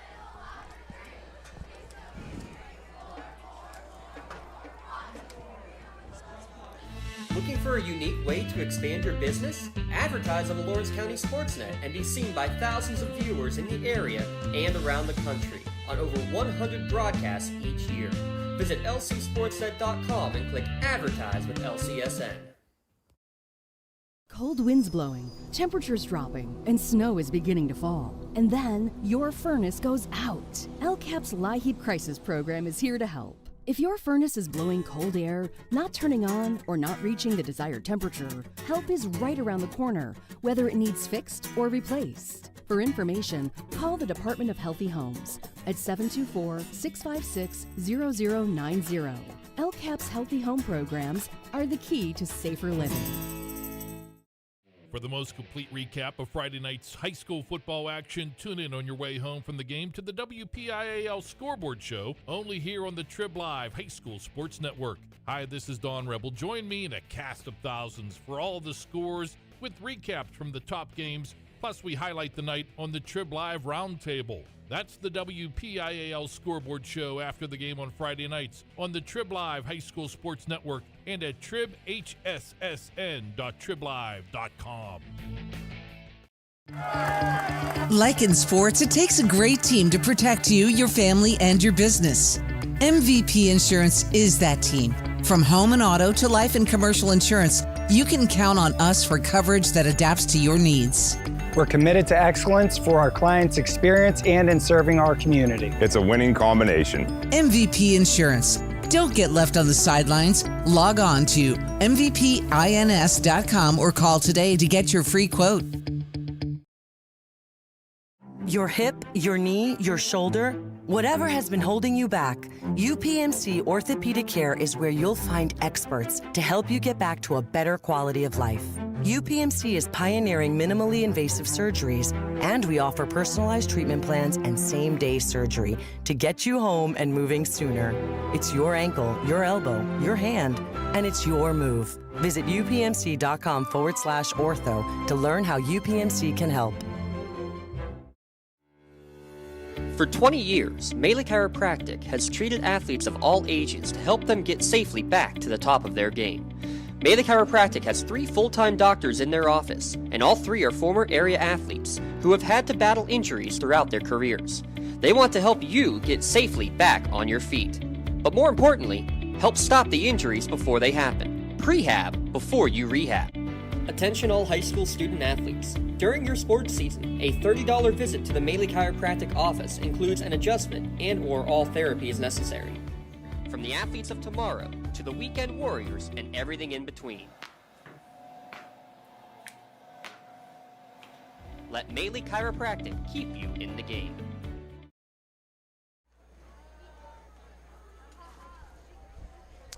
Tri-County Principals post-game show here on the Lawrence County SportsNet, powered by LCAP. 441 rushing yards for Southside. The Rams all over the Lancers here tonight by a final score of 35-7. Excitement, senior night, an electrifying first play of the game for Neshannock. And that was about it. Yeah, 16 seconds. Could you stop the count right there? Southside, one of the best rushing attacks that we've seen in a game in our 5 years of Lawrence County, and many years of watching high school football before that. They controlled the line of scrimmage every single play. Jay, white was moving forward, red was moving backwards. Neshannock could make one good play, and then they'd rip off a 15-20 yarder. You just couldn't stop them. And it started the game with a Gina Mazzocco 60-yard touchdown run, the first play from scrimmage. But then Southside controls the ball the rest of the first half. A 5-play touchdown drive and a 7-play turnover on downs, a 7-play touchdown drive, a 13-play touchdown drive. Enough said right there. They ran 33 plays in the first half compared to just 15 for Neshannock. And the time possession in the first half. 18-18 to 5:42. I'll try to get you a final time of possession mark here in a moment. We'll look at the rest of the stats in a second as well. As we get on our Tri-County Principals post-game show. Just more than anything, Jay, just talk about for Neshannock. Hey, you just got it handed to you, but you still have everything in front of you to host a playoff game. Depending on what happens next week, you still have a chance to even maybe be tri-champions and could again be one of the top seeds as well. You got to bounce right back from this. You have to forget about it. It's one of their worst games they've played, but they got to forget about it, get back to the drawing board, as they say, and come up with some different type of defense possibly and try to get the offense going, because they did no consistent offense all night tonight. The scoring recap after that Mazzocco 60-yard touchdown run, that 5-play drive capped off with a 48-yard AC Corfield run, his first of 3 touchdowns on the ground in the day, made it 7-7. Neshannock would go 6 plays, turnover on downs, both teams turnover on downs. Neshannock a 3-and-out, a long scoring drive, another 8-play, 4 minutes off the clock drive. AC Corfield caps it off with a 5-yard run. It was 14-7 early in the second quarter. Neshannock 2 plays, they fumble near midfield. The longest drive of the game, only 49 yards, was a 13-play drive, almost 7 minutes off the clock. Neshannock looked like they may have gotten a fumble at the goal line as a little goal line stand. It was ruled he was down. Our replays showed it was probably out before. Southside gets a break. They capitalize. They sneak it in on the very next play from the quarterback. Todd Matejevich gets the touchdown run, making it 21-7 right before the half. That was your halftime score, and Southside receives the opening kick, and what do, Jay? Right down the field again. Over 6 minutes off of the clock before a Will Morgan 2-yard touchdown run. 6 minutes, I mean, Neshannock had to stop them, and they couldn't do it. Now, the third downs, we'll get to that in a minute, how crucial that was throughout the course of tonight's game. That made it 28-7 midway through the third quarter. Neshannock goes on a long drive of their own. After that, a couple of drives that end in turnover on downs for them. One of them, a turnover on downs, that first one at the 16-yard line in the red zone. They couldn't punch it in. And then the icing on the cake to the house on the very next play, 84 yards for AC Corfield, his third of the night, made it 35-7, and that ended up being your final score. They'll get you the final numbers here in a second, but there's not much more that can be said, Jay. Just complete domination in the trenches. Neshannock had no answer. That's exactly right. I mean, you win the game in the trenches, and they definitely got pushed back all night. Stats going to be coming up here in a second. How about 449 total yards of offense, but 441 on the ground. Pretty balanced for Neshannock, but again, the number of plays they ran, that was the issue. Yes, and they never really ran too many plays until the second half. Second half, they tried to get something going, then they turned it over on downs. They get something going again, turn it over on downs. Mazzocco had a couple nice completions, was taking them down the field, and the same thing, they just couldn't complete. They got down the 16-yard line. At that point, the game was pretty well over, but it would have done them some good to get a couple scores, but it just didn't happen.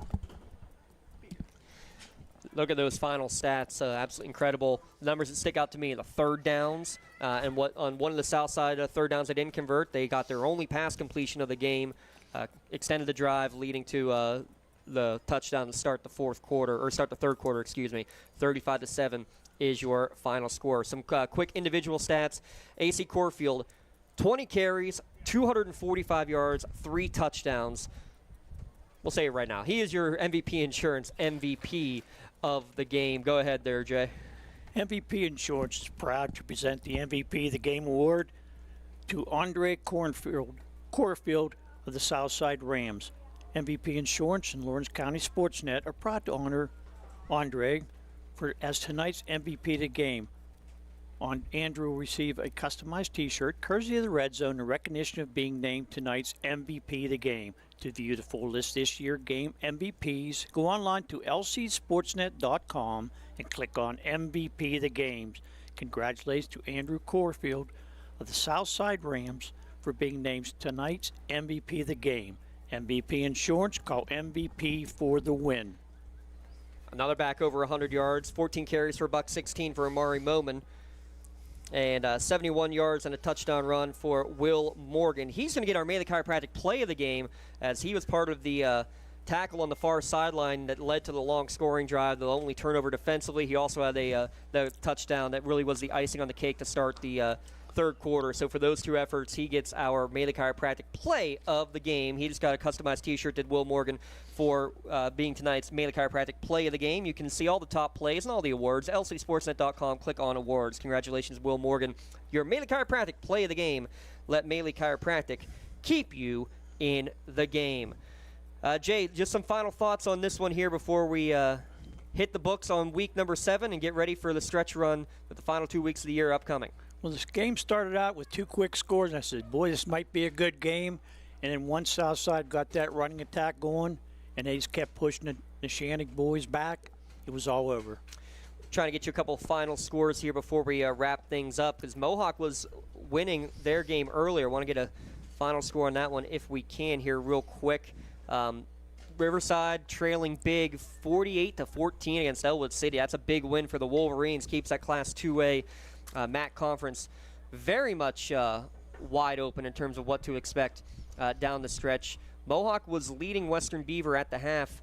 Haven't seen a score since. We'll get you one here in a moment. Laurel 42-0 over Shenango. A 24-14 Newcastle loss to West Allegheny.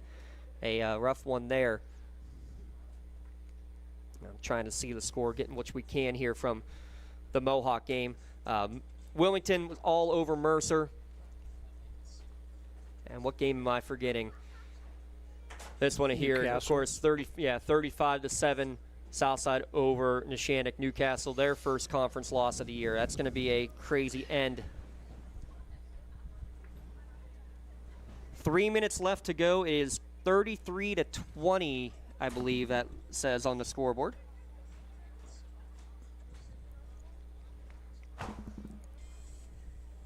We'll keep tabs on that. Make sure you follow us on social media. We'll get all those score updates. Big thanks to everybody here at Neshannock High School. Aaron Vigiano for coming out and assisting as always. Always a great production here at Neshannock. Glad to always help and be a part of it for our crew tonight.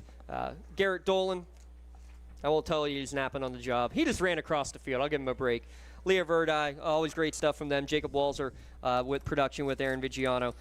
For my broadcast partner, Jay Moan, I'm James Dotson saying so long and stay tuned. Your final score, 35-7, Southside defeats Neshannock.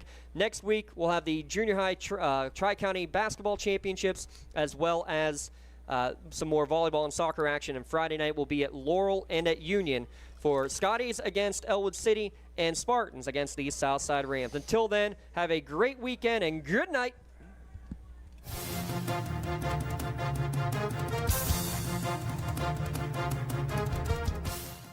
Your voice for Lawrence County sports. The gold ball headed home to Newcastle. This is the Lawrence County SportsNet.